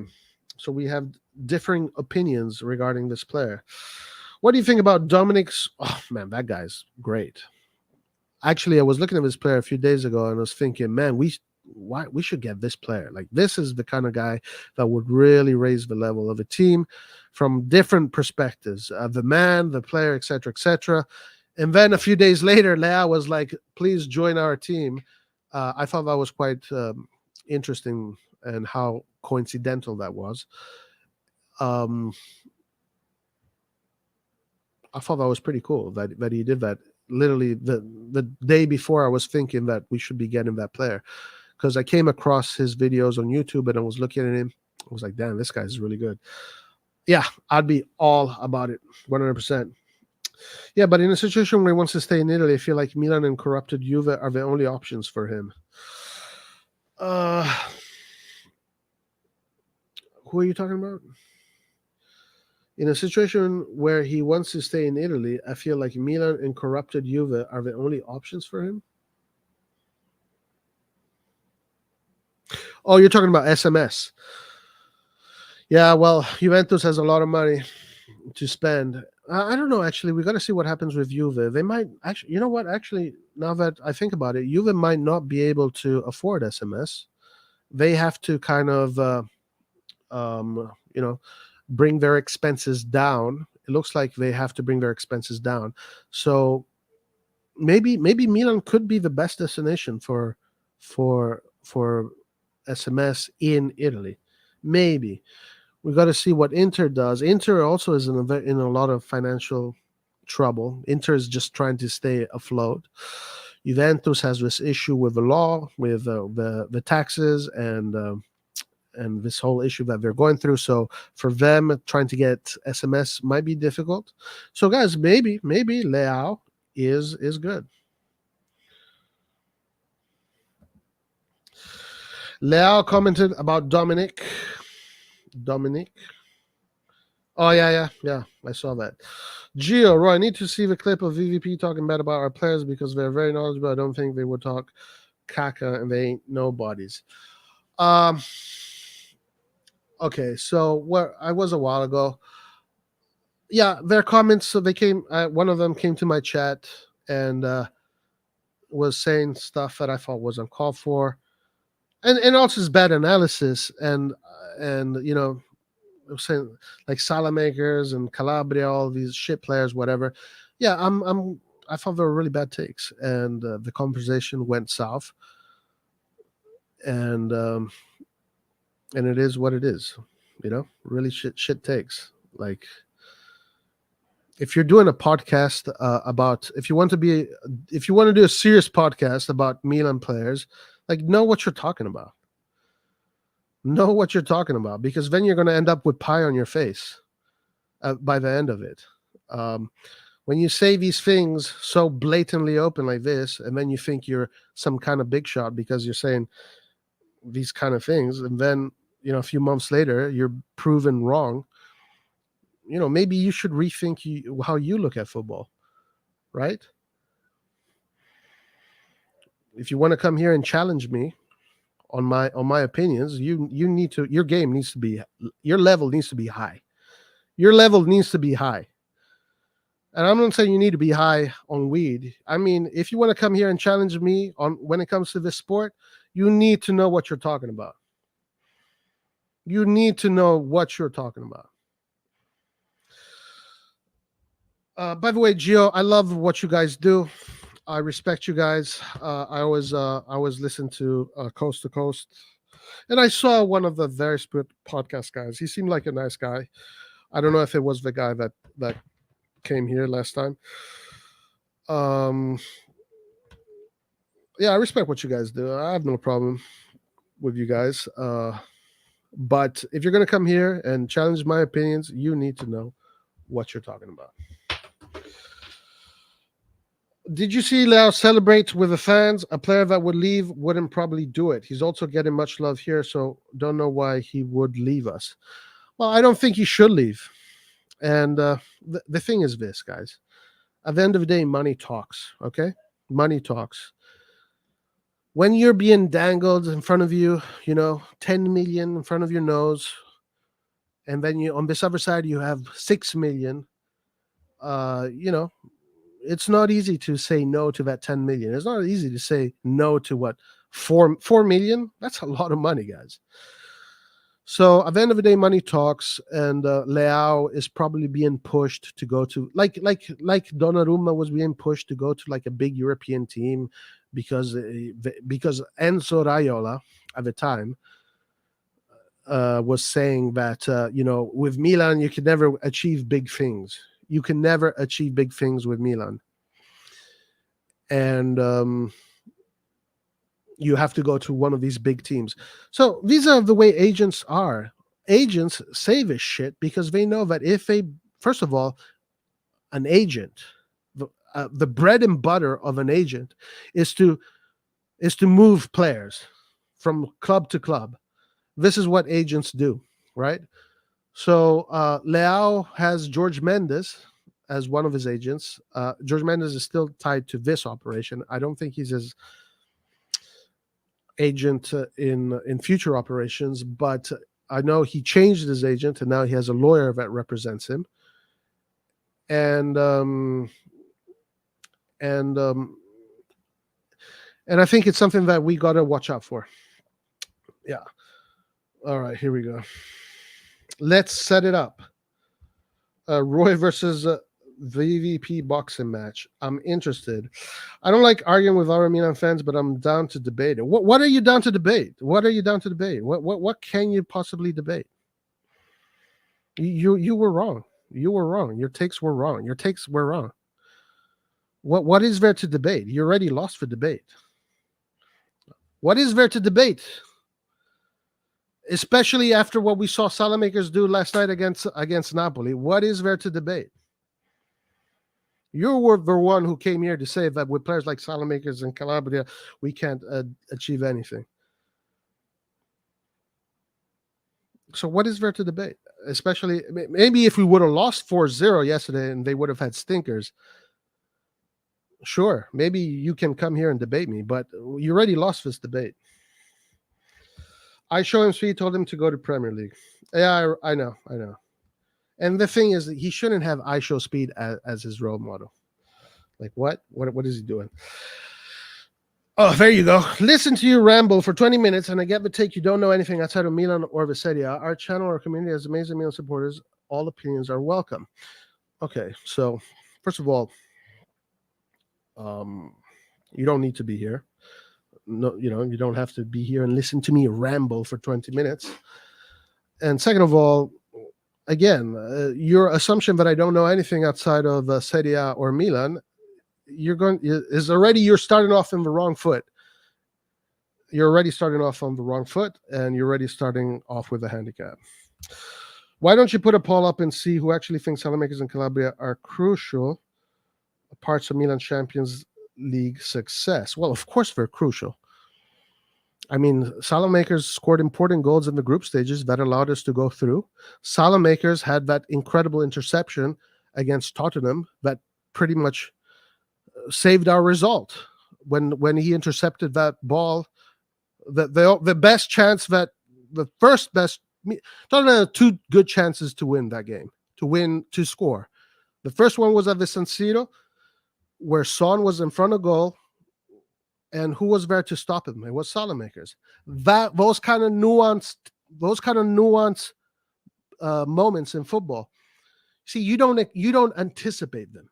You don't look at them because you don't understand them, right? You're not seeing that those things can happen. You're not seeing that a player of that quality can do that for you. That those 2 seconds there are precious. Those 2 seconds that Salamakers took to make that diagonal run and stop Son from shooting on goal when he was in front of goal, just him. Those are the things that you don't understand. And when you say things like Salamakers and Calabria are crucial, you see, you're already lost. Why should I debate you? Why should I debate you if you're already lost?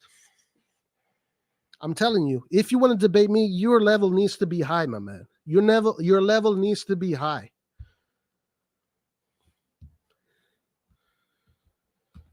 Challenge accepted. Various views, what polls? The fact that Salamakers was instrumental in our Champions League run is not opinionable. Salad goal was crazy. He was hungry and going for the second. And you still think it's just because of his goals, and you start arguing about his ratio minutes and goals. It shows you have no clue what you're saying. Hello, Roy. I watched the Napoli game, and Tonali and Salamakers had Lobotka and Anguissa in their pockets. Wonderful game by Milan. Yes, they were fantastic. And Zielinski, too. Don't forget Zielinski. Zielinski is a fundamental player when it comes to Napoli's play. Absolutely fundamental. And it was a huge blow to Napoli's game when Tonali took that ball from Zielinski and then assisted Leão for that third goal, I believe. Lobotka, Anguissa, and Zielinski, all three of those guys are absolute phenomenal. They're having a phenomenal season, playing phenomenal football. And they were stopped very well. Where is Jerry? I don't know. Opinions are welcome, but never slander, especially this part of the season when the teams can achieve great things in UCL. Yeah, listen, I'm very optimistic about the UCL. Look, going back to various views podcasts. I've seen Milan throughout my years of being a Milan fan win huge games, win huge objectives, win huge trophies with players that before they ever won those trophies were being slandered, right? They were being slandered. I remember people talking about Gattuso. This guy can't play football. He can't make a pass right. Why do we have Gattuso? Ambrosini. We go even back further in time. There's a lot of players like this, but if you don't understand what their true quality, that these guys do have qualities, and not every football player's qualities have to be Leão, Vicha, Kaká, Ronaldinho, De Bruyne, Mahrez, Modric. There's a lot of different qualities that you have to be able to input inside a team in order for that team to perform at the highest level. And some of those players maybe are not highlight merchants like some of the players that I mentioned. But these players are crucial to the chemistry and to the balance of the team. This is why coaches are paid what they're paid, in order to figure these conundrums out. Again, look at Salamakers.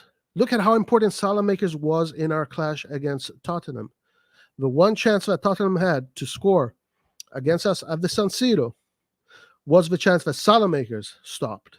Salamakers was the one that did that crazy diagonal run and had an incredible stop.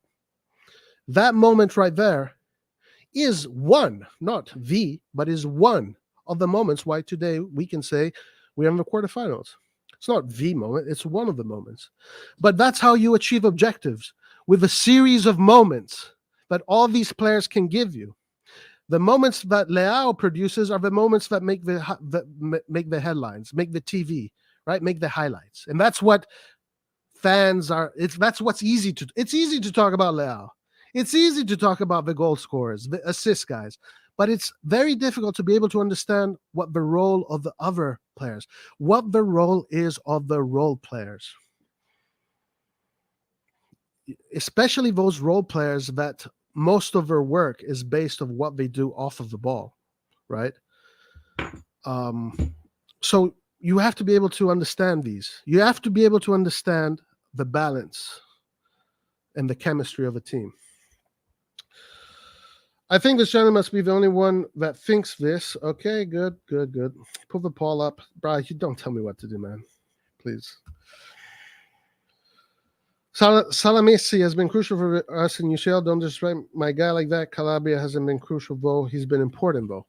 Calabria has had his moments that were important for us last season in winning the Scudetto, right? So was Salamakers.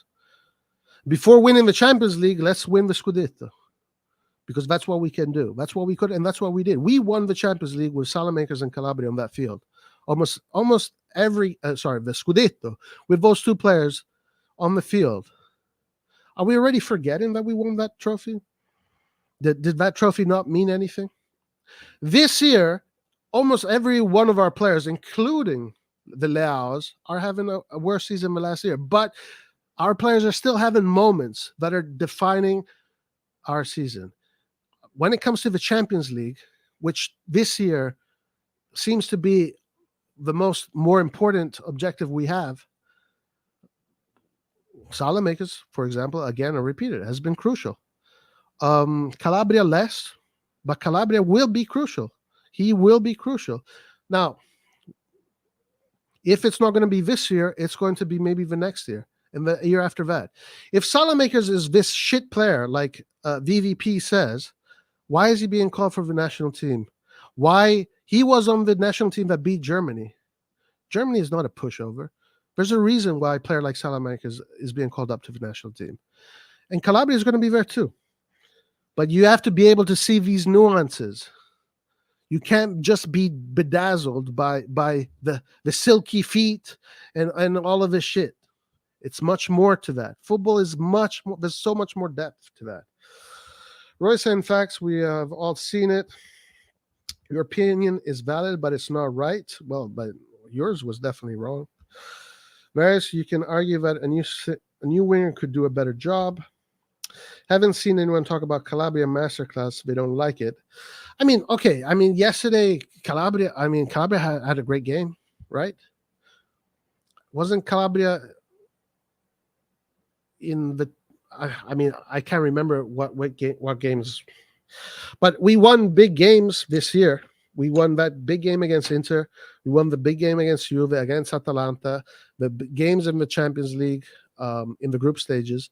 I think Calabria was part of the team in some of those games. Yeah, Calabria played his part. Calabria played his, like Kaladze played his part. Like Brocchi played his part. Like Ambrosini played his part. Like Thomason played his part.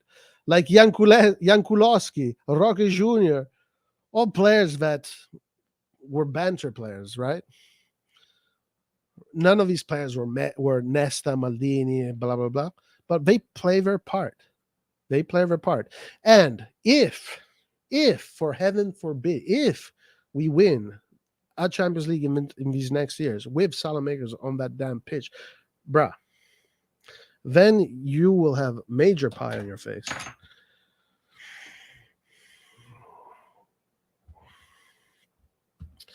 Calabria haven't as much as Salad. The channel is the release one from thinking this. Let's do it. You saw Tonali highlights? Damn. Yeah, Tonali was absolutely fantastic. He was a beast. When do you want to set up? Feel free to reach out. I mean, what do you want to debate, my man? What do you want to debate? What do you want to debate? What do you want to debate? Tell me right here, right now on the chat what you want to debate. Tonali followed Zelinski back to Warsaw. That's funny.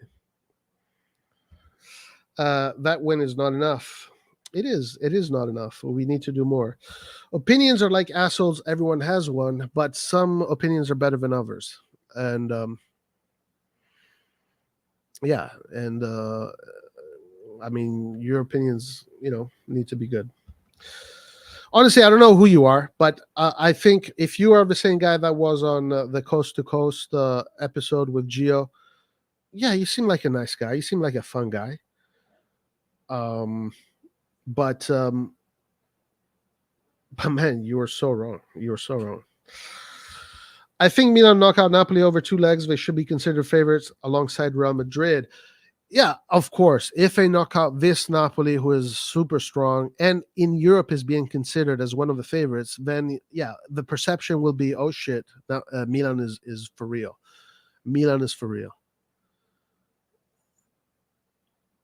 Um, I'm very optimistic, but I'll tell you this also, guys. I'll tell you this as well. You also have to be able to understand where this team is right today. And let's say, we have to be ready for any kind of result. If, let's say, Milan can't go to the semifinals, reaching the quarterfinals this year with this squad was an achievement, was a great achievement. So I'm happy with what they've done, but I'm convinced and I'm super optimistic that Milan can actually go even further, because the path in front of us is not this impossible task. We know Napoli. We don't need to. There's nothing to be discovered, right? When you play these European teams, there's a lot to be discovered. But we know Napoli. We know this team like the back of our hands. And again, streaks are meant to be broken. We haven't beat Napoli at the San Siro in almost 10 years. This is the perfect time to do it in Europe. This is a perfect time to do it. Hi, Roy. Based on your poll, I believe we will finish the season strong. It's happened every season since Pioli took over, so get ready for a consecutive win, guys. That is a very good possibility, yes. Also because right now, Milan is going to be forced to perform. When Milan is back to the wall, Milan tends to perform better. So the pressure is there. And right now, it is a very good possibility that Milan will have a very good run. Yeah. Tonali play like a midfielder who have done this for 100 years. Maybe he has. Who knows? What do you put Salamaker's inconsistency down to? I always thought he had that skill in him. Well, he's 20. What is he? 22, going into 23. Like, he's not Iniesta, right? He's not one of these players that started playing at super high levels already at the age of 18, 19. He's a player that is going to grow, right, into a player that can help you win big trophies. Like, I mean, Ambrosini. Ambrosini is the best example that anybody can think of. Ambrosini, a player that was considered, okay, doesn't have much quality, doesn't have much this, blah, blah, blah, blah. But all of a sudden, the more they age, the more they become a man, then they are capable of helping you win big trophies. What did Stankovic say? What did Stankovic say yesterday on RossonARI TV? He said, sometimes on the field, you need a man more than you need a football player. Right? Think about that. That's a lot of there's a lot of depth in that. There's a lot of science in that statement. Think about it. But inconsistency, as far as inconsistency, I think on the ball, he's been inconsistent, right? Because technically, especially also the role, he's not really a winger. He's more of a wing back. But off the ball, Salamakers has been phenomenal for the past 2 years. You don't win a Scudetto and you don't achieve these. I mean, Salamakers, guys, was the starter of AC Milan for the past 2 years. Nobody's looking at what he does off the ball, because does anybody know what to look at? That's the question. Do you know what to look at? The reason why I knew that Gattuso was going to be one of the best midfielders in the world the first time I saw him, while everybody was telling me, this guy is a donkey, he can't pass a ball. I saw what he was doing off the ball. I was like, man, this guy is going to be one of the best defensive midfielders that the world has ever seen. This was before Milan went on that streak. You have to be able to look at these things and then project the growth and development of these players. You have to be able to understand that players evolve, they grow, and they get better. Salamakers fits this mold. Calabria fits this mold. Many of our players fit. Diaz fits this mold. Tonali fits this mold. Benacer fits this mold. Even Krunic fits this mold. Leao, Giroud, when he was a youngster, and now look at him. Look at his career. Would you have been able to tell me that Giroud, when Giroud was 21, he would have become a multiple Champions League winner and a World Cup winner? And I think he's got the record of goals in the national team. Would have you been able to tell me that about Giroud when he was 21? I don't think so. So before deciding to abandon the players that have been sweating their ass for you and helped you win a Scudetto and celebrate a Scudetto after 11 years, think about it. Think about who you're talking about, how old they are, and what their development is going to look like. Don't just count them out. Don't just say, okay, these guys are not good enough. These guys will never be good enough. It doesn't work like that. It doesn't work like that. Salamaker does the dirty work that nobody recognizes. Yeah, absolutely. Roy, who do you got today? Inter Juve? I don't know. I don't know. Maybe a tie. Thing about Inter is that Inter is losing these games against the smaller teams, but they're doing well against the bigger teams. It's a very strange situation with Inter.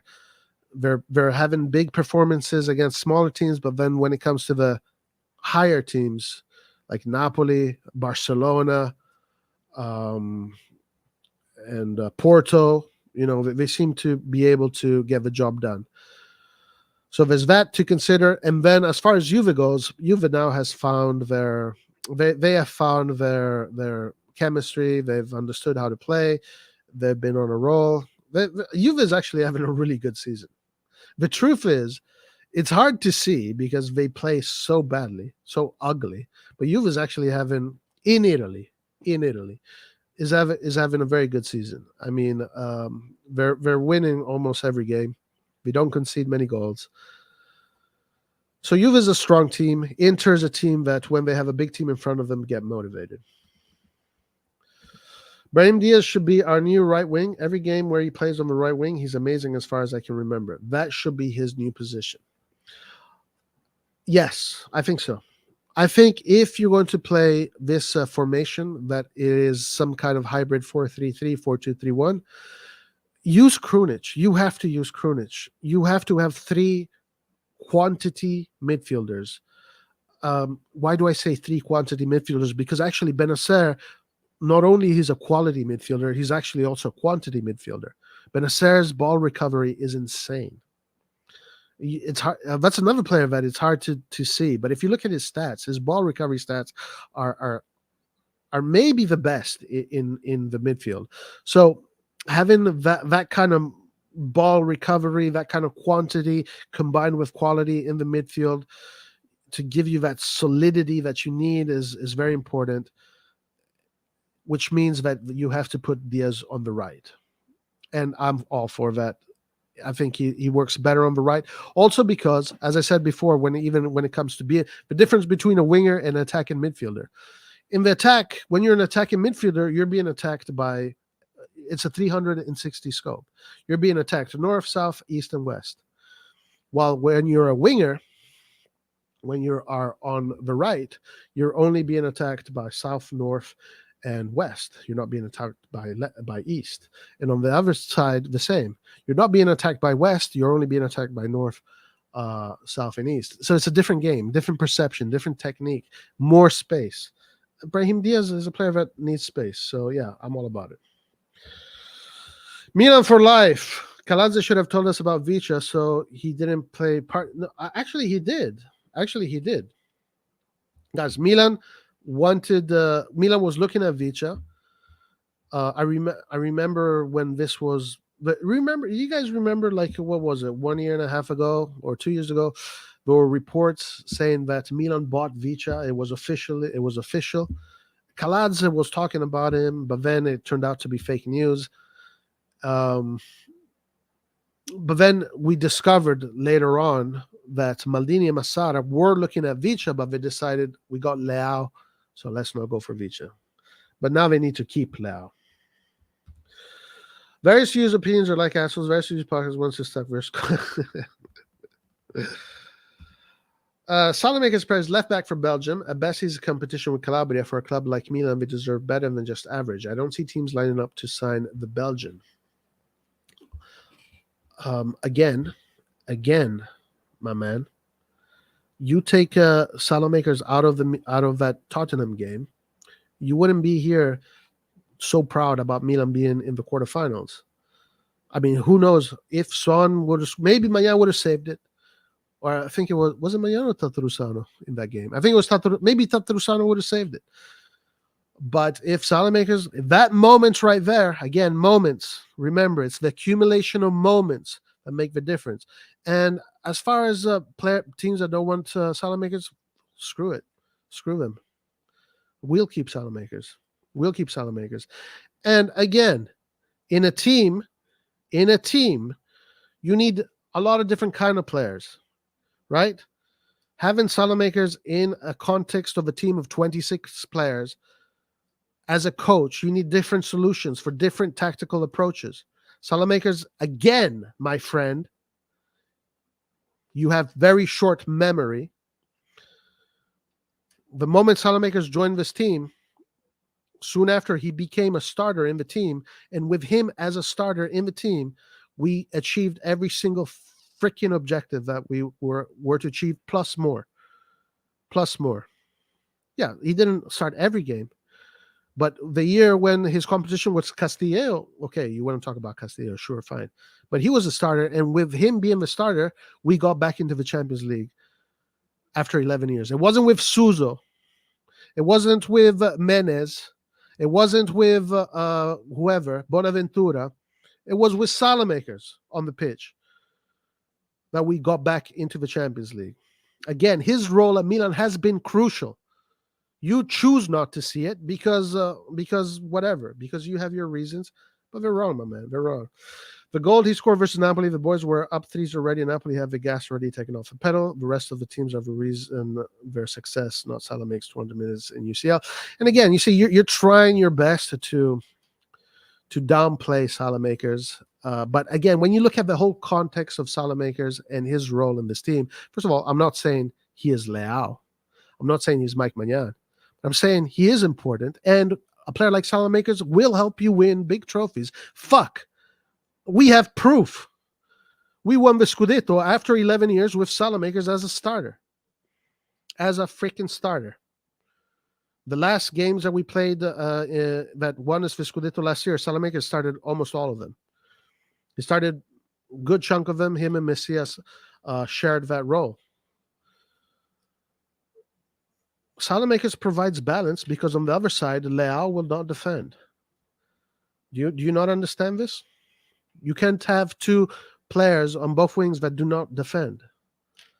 That's why Salamakers plays there. And with that tactical solution, we have achieved something that we haven't achieved in over a decade.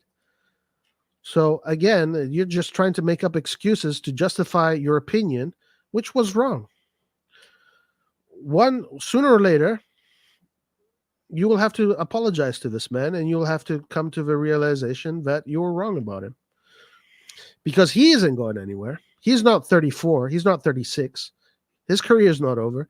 The guy is, just 23 right now, I think? There's a lot of career left for Salamakers. There's a lot of football left when it comes to Salamakers. And again, I'm not saying this is a Ballon d'Or winner. I'm not saying he's Mahrez. I'm not saying he's this or that. I am saying But players like Salamakers are incredibly important to the success of a team because he has his role. He is one of the puzzles, one of the pieces of the puzzle. He is. He is. And sure, let's say we sell him. Let's say we sell him and we get someone else. Even if we do sell him, he proved to us that with him on the pitch, we can win a major trophy because we did.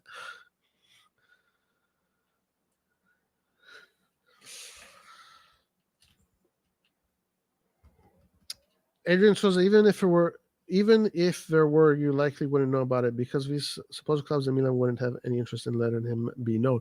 I mean, listen, Maldini renewed his contract. Are you telling me that Maldini is stupid?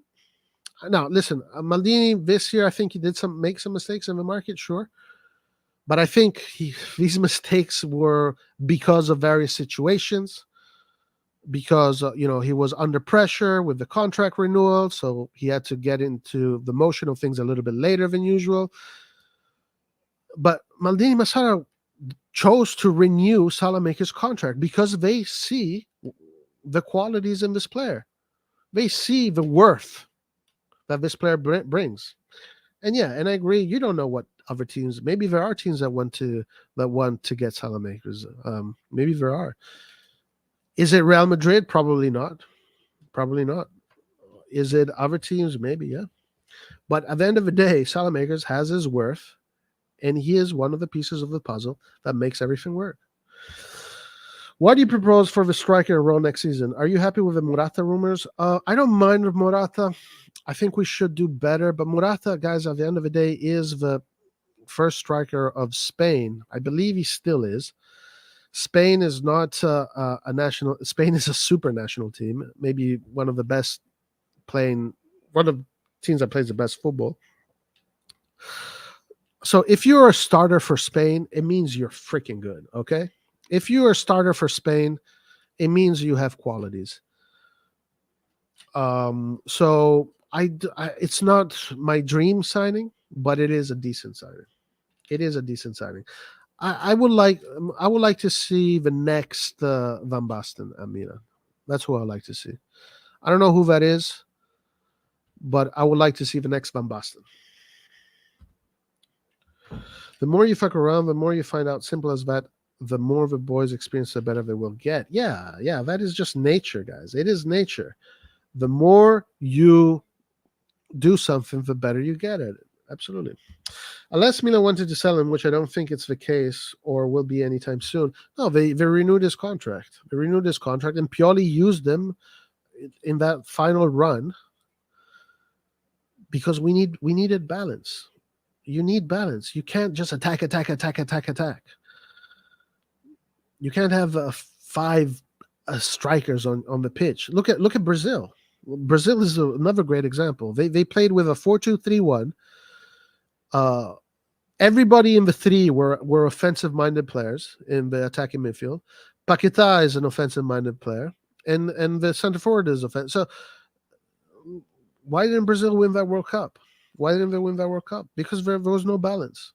There was no balance. You need teams with balance.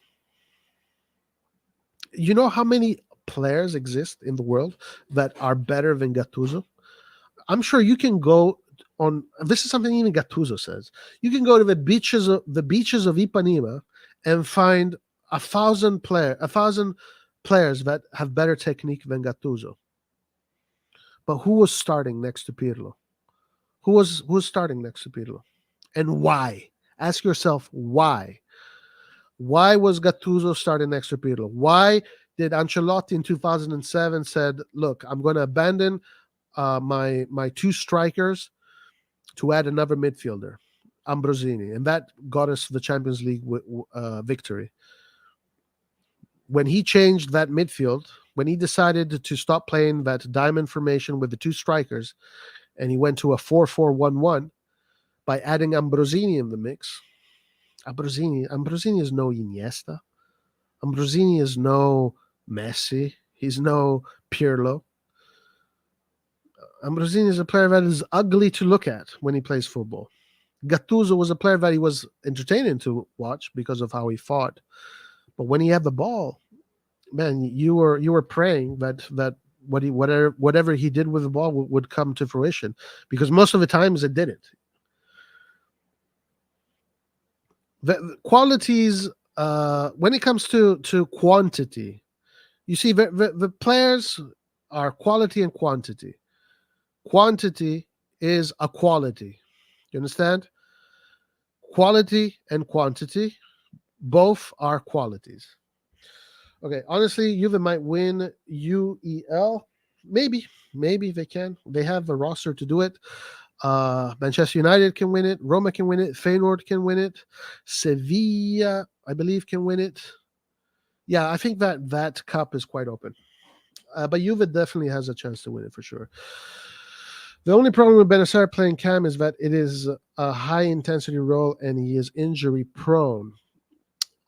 Yes, yeah, he is a little bit injury prone. I think whether they rotate between Benacer and Krunic, as long as those three players are in the midfield, we have that balance. Take your Milan bias aside. There's players on this team that do not belong at Milan or bench players at best. Strive for greater. This is Milan. Yeah, but Salamakers is not one of those players, and never is Calabria, because those players are the players that helped us achieve where we are. I do agree with you that there are players in this team that today, the thing is that we need these players today, that today they're not ready to give us what we need. Most of them are bench. I think all of them are bench players, that the players that we're talking about. None of them are part of the starters. We have about 13, 14 starters in this team. Salamakers is one of those starters. He is one of those starters because he has been a starter. With him as a starter, we achieved one of our main objectives, which was going through the group stages. But I do agree that there are players that are not up to par. And I've been calling for this for a long time. I really believe that if we want to win the league, especially against this Napoli, and we want to have better chances in the Champions League, we need more depth. But Salamakers is not the problem. Salamakers is not the problem. We definitely need more depth and quality. We have plenty of quantity. You see, when it comes to quantity, we are covered. And you need that quantity. When it comes to quantity, Milan is covered. Maybe Kessie, that's a big miss. But right now we need quality.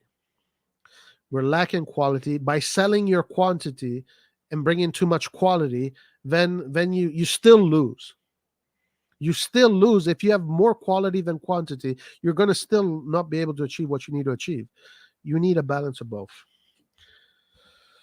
Salah Messi always gives his 110% and a bet extra. He always does his best, and his passion shows after every goal we score. He loves it there and hopes he continues with us and becomes good consistently. Yes, and I think he will. He will find his strive. He will find. Players need to take time before they become consistent, right? Tonali, his first year at Milan was a disaster. We came to the mercato where people were saying we didn't even know whether to buy Tonali, but Tonali next year, the year after, he was instrumental to the team.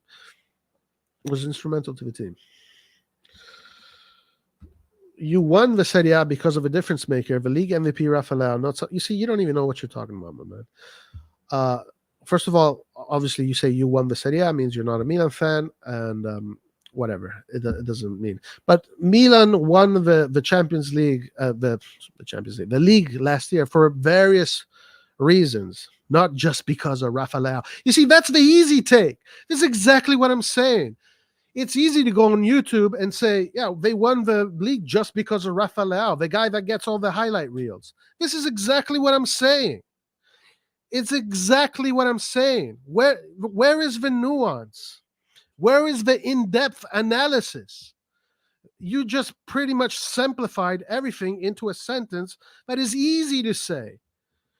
Even someone that doesn't watch football can say that.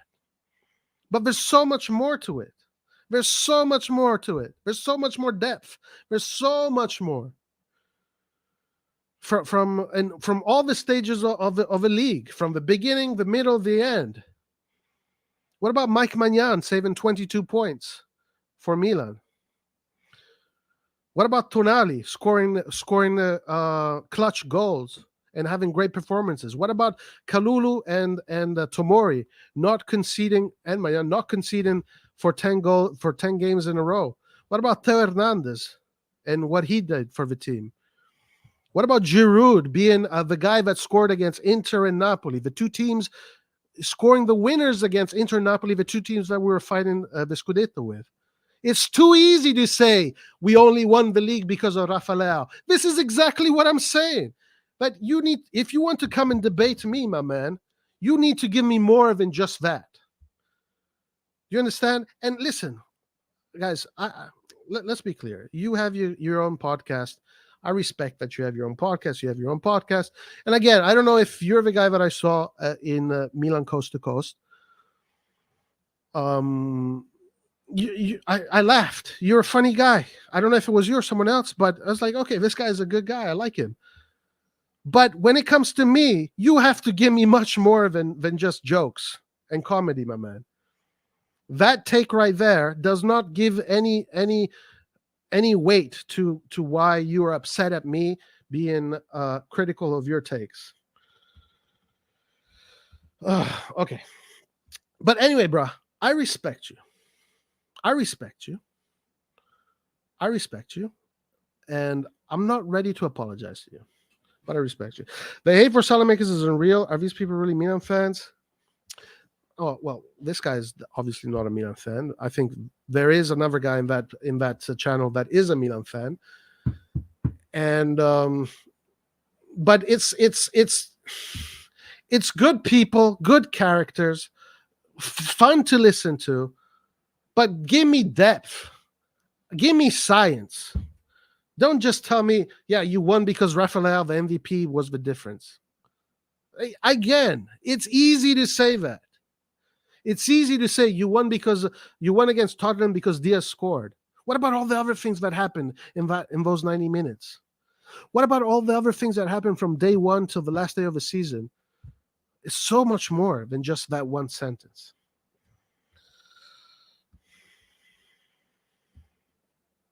Just like Salamakers dunked on Kim, Roy is dunking on Adrian right now. How can you slander him after a great performance? Also, PSG has two top wingers, but they don't have balance. So learn ball, Adrian. That's a great point. Look at the Brazil, PSG. Look at these teams that are packed with quality, but they don't have enough quantity, and they don't achieve anything. You have to be able to have in-depth analysis of football. You have to be able to look at these things. You have to be able to, at least if you want to come at me, maybe you can go to someone else and talk to him like that, and maybe you guys can be on the same level. But to me, you have to be a top G. You need to be a top G when it comes to football. You need to give me the nuances, the in-depth analysis, not just Leão this, Leão that. It's too easy that way. It's too easy. His moment you're mentioning against Spurs was a player at the right place at the right time. Okay. Yeah. Thank you. That is a quality in a football player. The ability to be at the right place at the right time. Yes, this is football. That is one of the qualities that a football player needs to have. The ability to be at the right place at the right time. Not because he's some great player. Great players like Pippo Inzaghi, they made their career out of being at the perfect place at the right time. That is a quality that you need to have in football. Those moments define your season. You don't just, okay, whatever. It's not just random. It's not just random.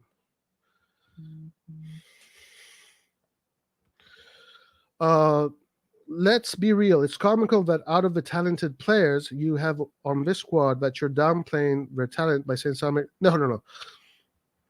See, I never did that. I've never downplayed anybody. The only people that downplayed our players is your group. Your group. I have not downplayed any. I've said that some of the players that we brought in this mercato are not at the level today to raise the level of the team. Right? They're not at that level. I'm talking about Adli. I'm talking about Vranks. I'm talking about CDK. Chow maybe. Origi is having a terrible season. So I'm not downplaying the talent of Leao, the talent of Diaz, the talent of Hernandez, of Benacerto. Right? I'm not downplaying the talent. Actually, I'm recognizing the talent that Salamakers has, which is not just his ability to make the highlight reels. I'm talking about the nuance that he brings.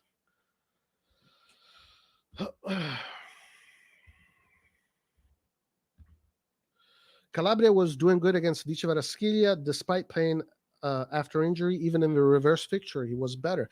And that's also a good point. Vice Varaskelia has made a fool out of many defenders this season. And both times Calabria played against him, Calabria did his job. I've seen Calabria have great games. Calabria is a player. He's a player that is very useful to this team, and he will continue to be useful to this team.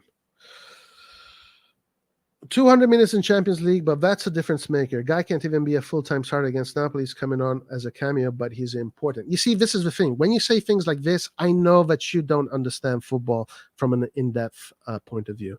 And it's fine, my man. It's fine. As I said, as a character, your personality, you have a good personality.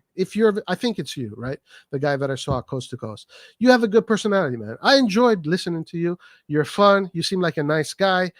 But when you say things like this, I know that your knowledge of your ability to have in-depth analysis and really talk about football and really look at football under the microscope.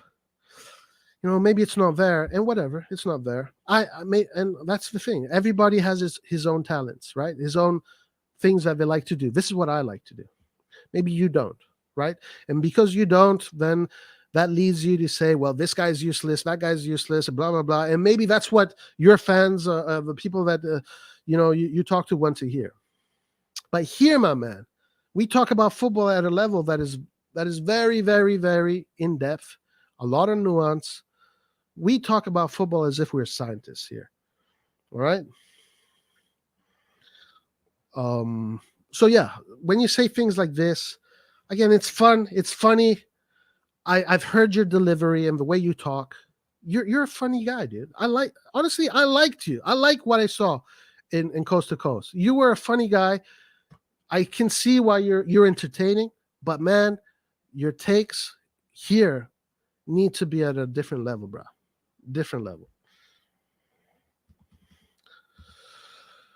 Leave outside, discuss and talk about other things. Messi would make a cameo in El Clasico. What are you saying? Blinded bias Milan fans. Okay. You see, this guy's not even a Milan fan. And he wants to come here. Guys, think about the arrogance. First of all, again, I like this dude. I actually like this dude. If it is the guy that I think it is, I actually like this dude. I think he's a fun guy to listen to. But listen to this guy's arrogance. He wants to come here and talk shop, and he's not even a fucking Milan fan. He wants to come here and tell me about Milan when this guy's not even a Milan fan. Like, he doesn't follow Milan the way I followed Milan. Way us Milan fans have followed Milan because we've been Milanisti. He doesn't know the ins and outs of Milan, but he wants to come here and tell me about Milan. Can you imagine? And then the arrogance. But again, I like this guy. I had fun listening to him. He was a funny guy, and he did say some things that were good. But again, my man, depth, nuance. Look at it from the lens of a microscope. Dissect. You got to be able to dissect a formation, dissect a team. Bro, I've been coaching football for 15 years now. There were moments in my life where I was on a football field in the morning coaching, in the afternoon coaching, and at night, either I was coaching a game or I was playing. For months and months and months and months and months. Okay? I take this shit very seriously. Like, I really put a lot of effort into really understanding the mechanics of how teams work and building teams. I really take it seriously. And again, I have nothing against you, bro. But if you're not a Milan fan, Save your breath. Save your breath. And don't come here and telling me about Milan. Strive for better. Effectively, Maldini knows, and you'll see changes not coming. Maldini was the guy that renewed Salamaker's contract, bruh.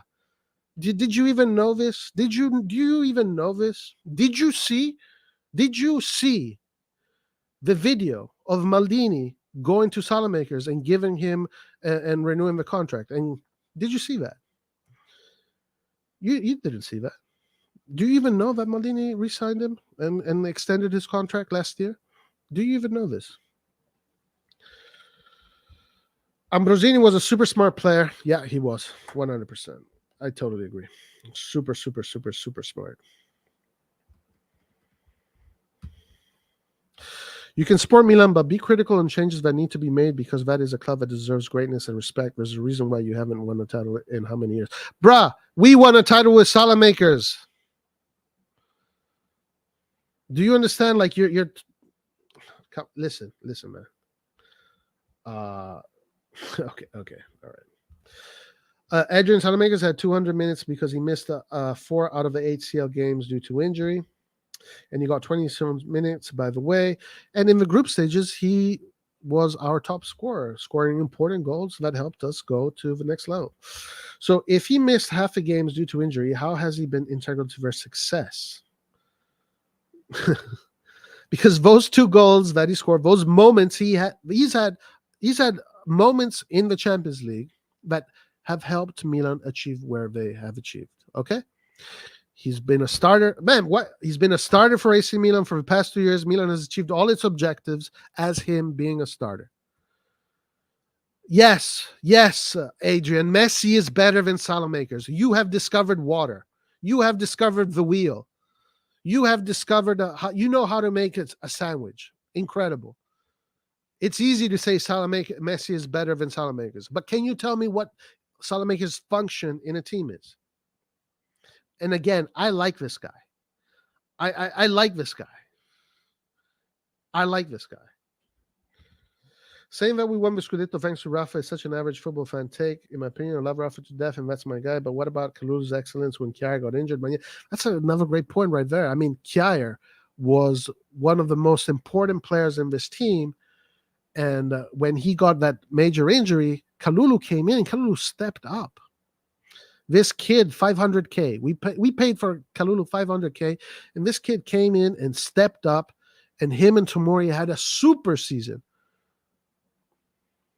Super season. So according to you, with Kalulu, we shouldn't have won that league because Kalulu is not Nesta, right? He doesn't have a reputation of Nesta. He's not Van Dijk. But maybe Kalulu will become Van Dijk. You don't know. But what I do know is that Kalulu, when Kjaer got injured, he came in, he stepped up, and we won the league. Or when Giroud, si è girato, right. Ibra and Tonali against Lazio last minute. Exactly, yeah, of course. And much, much more. Saying we won it thanks to Rafa's disrespect to the rest of our 21-22 squad. We won it as a team. Exactly, 100%. That's the thing.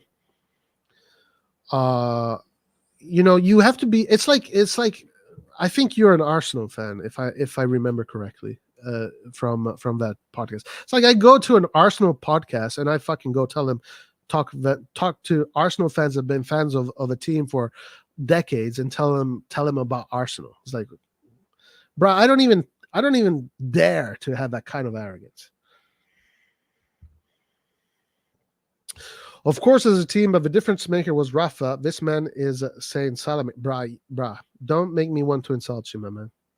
Because if that's what you're hearing, then you need to get your ears checked from a doctor. The thing is, you're hearing it. It's very simple, my man. You're hearing it because you're hearing what you wrote there because you don't understand what I'm saying. I'm talking to a wall right now. I'm talking to a wall. You don't understand what I'm saying. In order for me to talk to you, I have to talk at a very surface level. But I don't do this shit here to talk at surface level. I don't. For me, I don't find any satisfaction in talking about football at a surface level. Obviously, what you wrote here pretty much says that you have heard nothing I said. And not only you have heard, you don't want to hear it. You're arrogant. You want to come here. You want to tell us Milan fans how to be a Milan fan, how to understand the team that we've been following every single day of our lives. So again, this is why it's like, what's the point of debating you, my man? What's the point? It's like you talk about it at a certain level, and I talk about it at another level. You know. Again, man, I don't want to. You're a good guy, dude. You're an entertainer. You're a fun entertainer. I had fun watching you at Coast to Coast. But your level of football knowledge is surface. It is surface. And okay.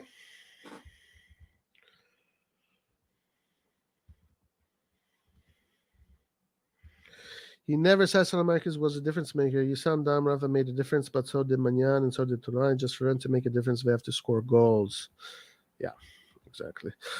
Adrian Rafa can only make a difference if there's a player like Salamakis who can. Yes, yes, exactly. Yes, that's a great take right there. Rafa can only make a difference if there's a player like Salamakis who can cover for him defensively. Hence, he is integral to our success. How is that so hard to understand or accept? That Salamakers, the balance maker. Yeah, absolutely. Yeah, 100%. You guys, you got it. Slim Zinho, no Milan fan says Rafa Cardias to the Scudetto. Ste persone guardano i post di 433 su Insta, poi può essere un fan di Leao o un fan del Milan. Yeah, well said. Well said. Nobody's saying he's a world-class player or that he's irreplaceable. Understand. Dest, a player that a lot of casuals would have preferred over Calabria, has completely stunk it the fuck up. Dest missing in action, 100%. Yeah. Bro, I'm hoping that we get Zaniolo for the right wing in the summer. Imagine Leao Zaniolo on the flanks. Maldini is obsessed with him. Zaniolo would be a great signing. I don't know if it's going to happen. I'm going to refrain for now on talking about the Mercato because the Mercato seems to be quite elusive.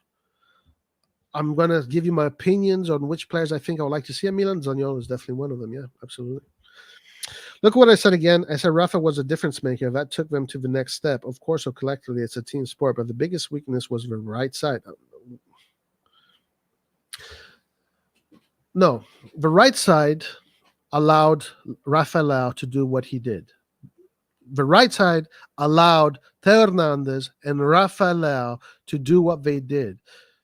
Pioli used the right side to create balance in the team.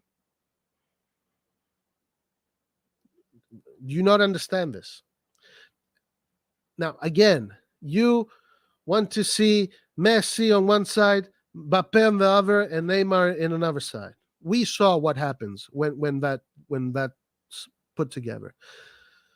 The right side is what allowed Leao to do what he did. It is what allowed Theo Hernandez to do what they did. Again, when you put together a team, you don't just put players randomly on the pitch. You have to know what you're doing. You're putting players on the pitch in order to create friction on one side, friction on the other, inertia on this side, quality inertia here, quantity inertia here. It's a combination of factors. It's alchemy. It's alchemy. It's alchemy. This thing that the thing that people say that our right side was the weak side, it's the weak, it's the it's the low level take. It's a low level take. It's a low level take. It's a low level take. Now, of course, yes, I know. Yeah, you could have other players there that bring you more of this, more of that. But with Salamakers, what we did worked. And it's going to continue to work. It's going to continue to work. And again, nobody's saying here that Salamakers is a Ballon d'Or winner. He's not going to be a Ballon d'Or winner. But Salamakers, damn it, has been fucking spilling his guts for this team since day one. I respect that. I'm with the boy. I love the guy. And I see what he does, and I understand how he's being used. And the way he's being used is allowing Leao to do what he does, Theo Hernandez to do what they do. Like, bruh, you need to have this understanding before coming here and telling me about Milan. I am not telling you how Arsenal works. One, because I don't really care, to be honest with you.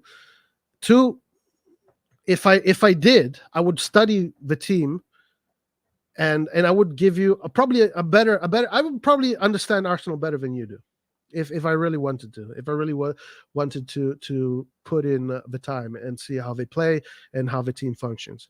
I could identify each player, what their role is, whether they're quantity, quality, what balance goes here and there and that.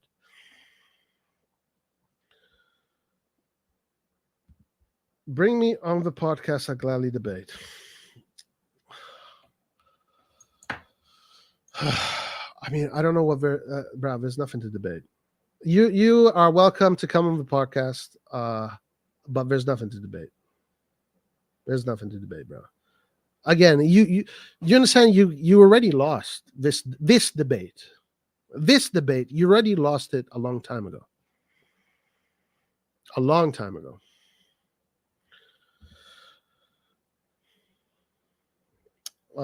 Adrian Souza, then you're arguing by yourself because nobody's saying that Leao was a difference maker offensively.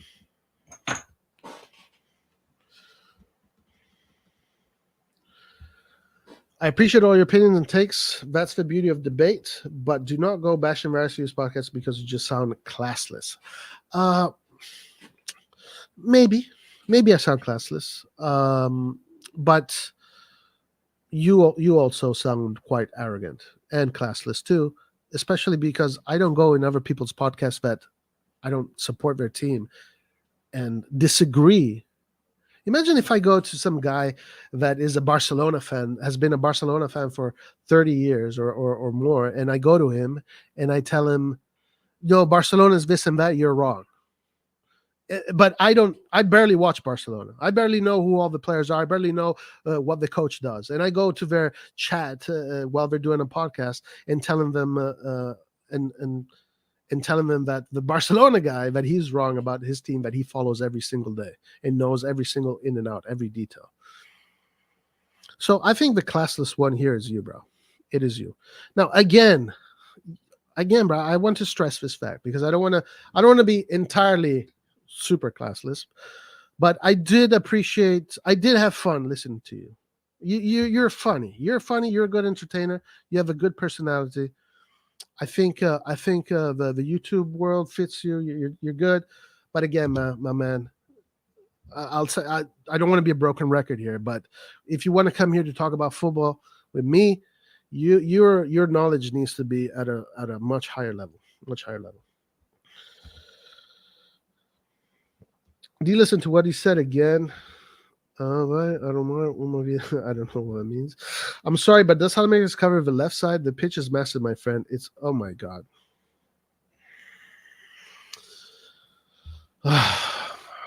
Listen, my man. If you want a lesson in football, okay. So let's read. I'm sorry, but does Salamakers cover the left side? The pitch is massive, my friend. It's tail that covers Rafa's lack of defensive capabilities. Guys, are you seeing what this guy is saying? This guy is so arrogant that he comes here. This guy's an Arsenal fan, by the way. He comes here, he barely watches Milan, and he wants to tell us how Milan functions. Like your take here is so wrong. Even like the Milan fans that don't even really pay attention to the tactical stuff will tell you what the hell are you saying, bro?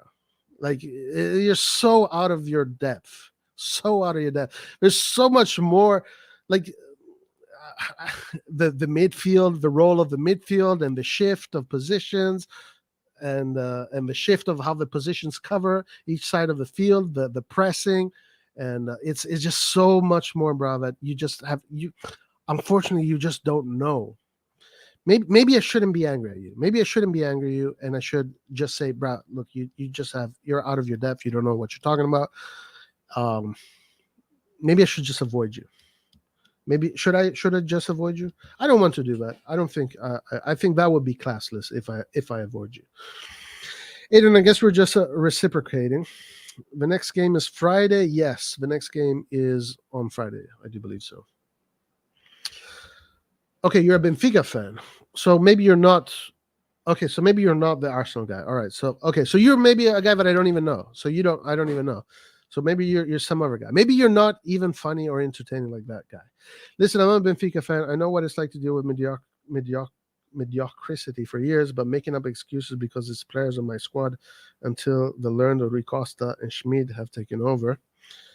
We have got rid of bum guys that do not live up to the standards of Benfica. Brah, do not compare the the league of the Portuguese league with Serie A. It's just completely different beasts. In the Portuguese league, Benfica, no matter what, is always going to be one of the top teams there. The competition in the Portuguese league and compared to the competition as far as resources, as far as how many teams there are in Portugal that can actually challenge for those top four spots at a consistent rate is completely different. Completely different. So comparing Benfica to Milan is and the respective leagues is just wrong. Just wrong. Milan has to deal with a lot more teams than Benfica does. A lot more teams than Benfica does. And again, yes, the much learned Maldini, who played with Rui Costa, actually Rui Costa played with Maldini.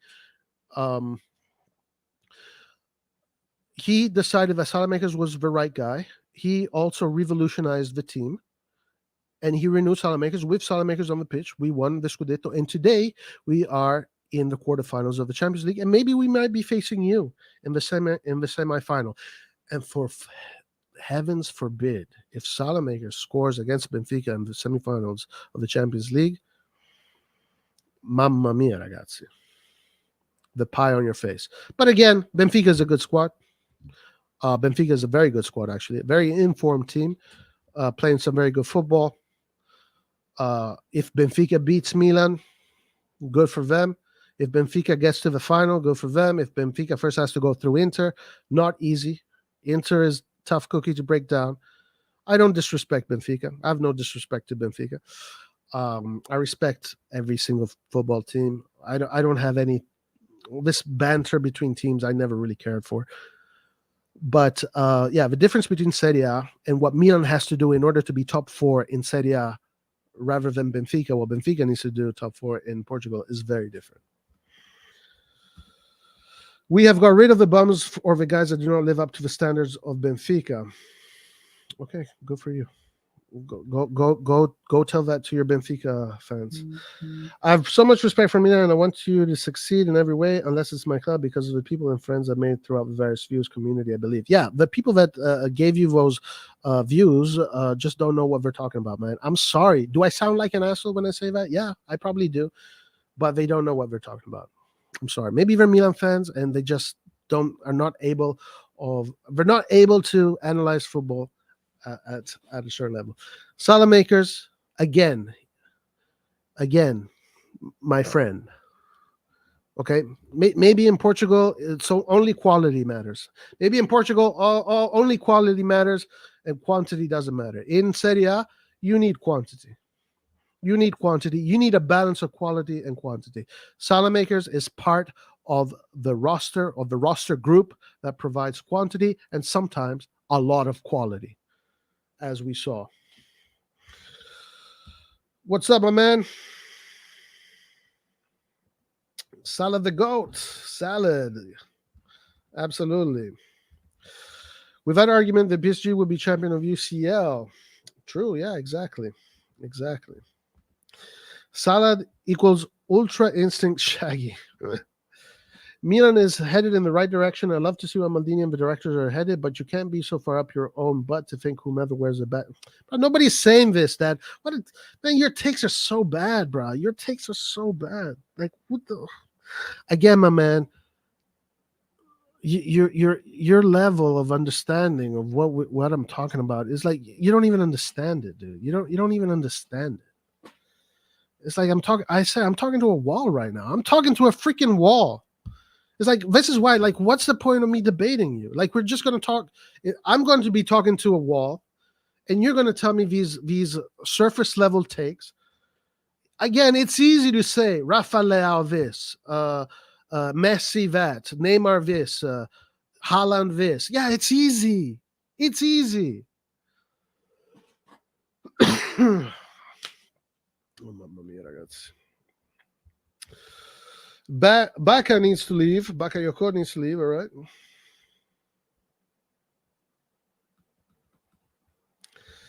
It's not me that wasn't on Milan coast to coast, but should shout out to them. You say you like the guy who was on, but say he knows nothing about football. Is discussed. Well, sorry. Okay, I'll look.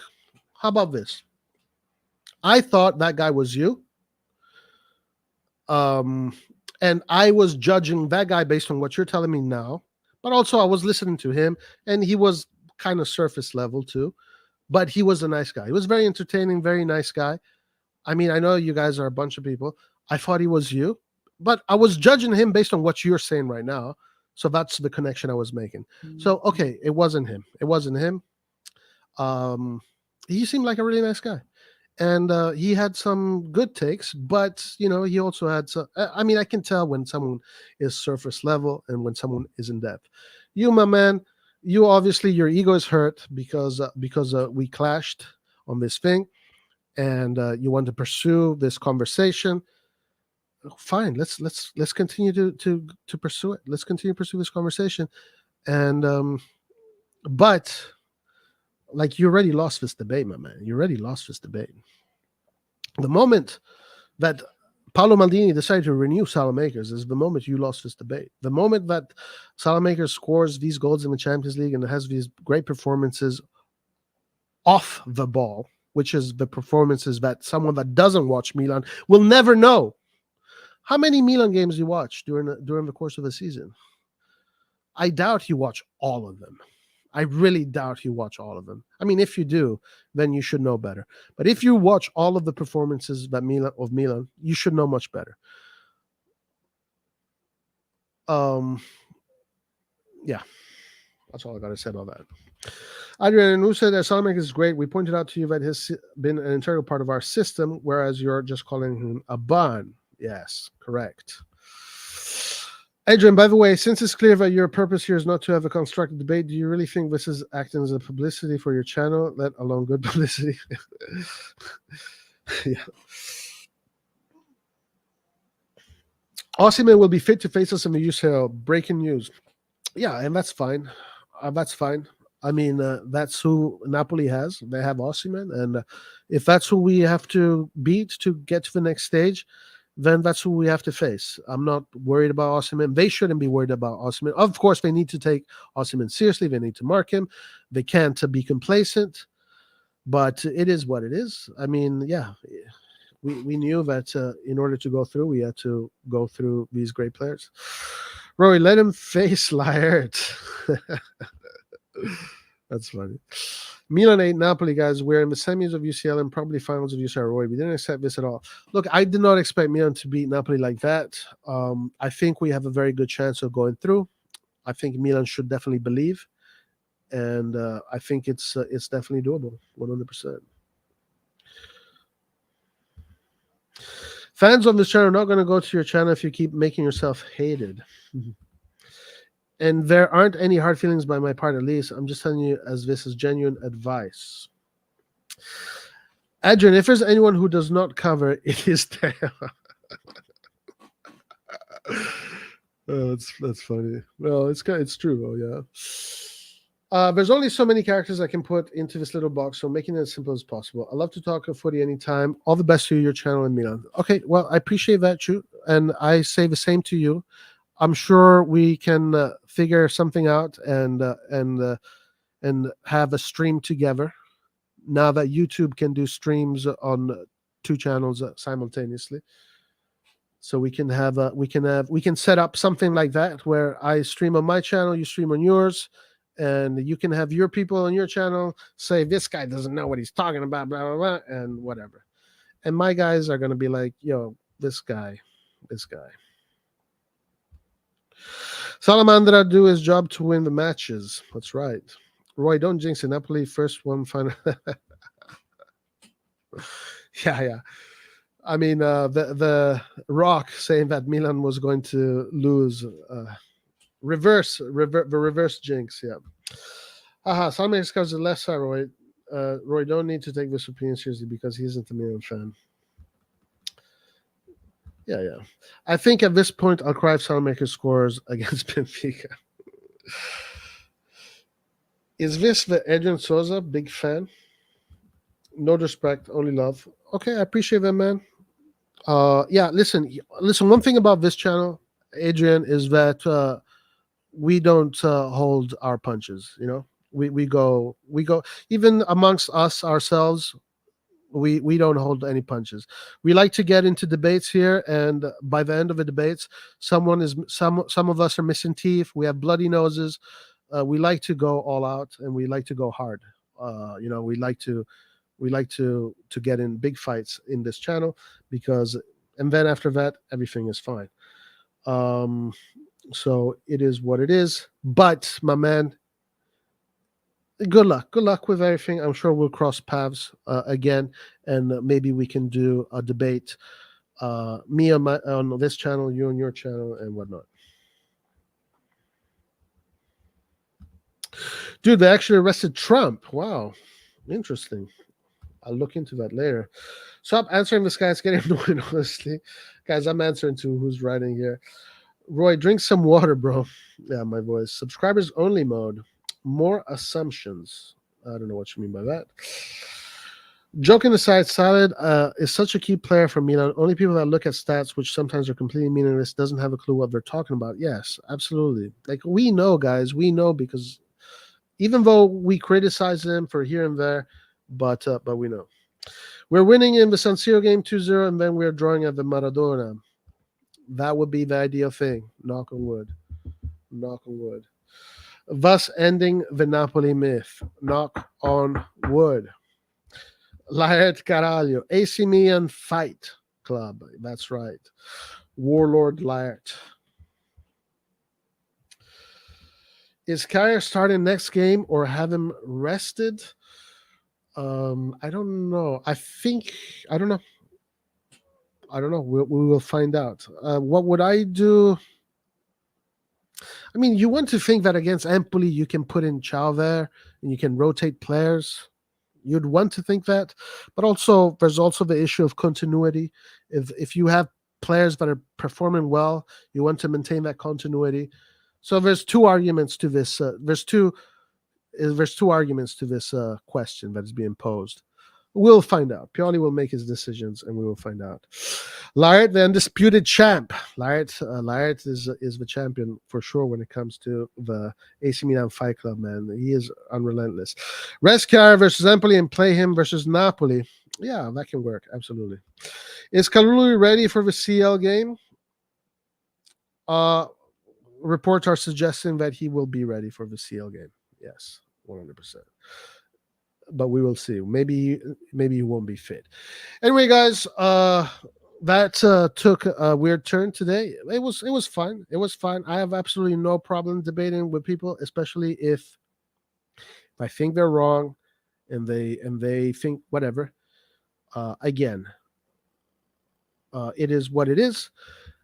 But anyway, guys, 3 hours of this craziness is enough for today. As I said, now we will be much more active in starting this week. So expect more lives. We're going to do a scouting live coming up soon. I am thinking of bringing back the Milan Forum.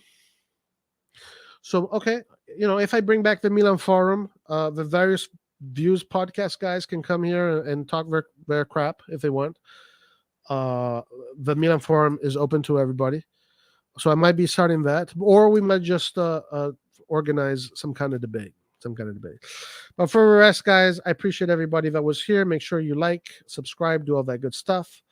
The Inter Juventus game is up, so let's see how that goes. Other than that, guys, Forza Milan as always, and it is a pleasure to be back. And ragazzi, see you the next time. Arrivederci, alla prossima, and ciao.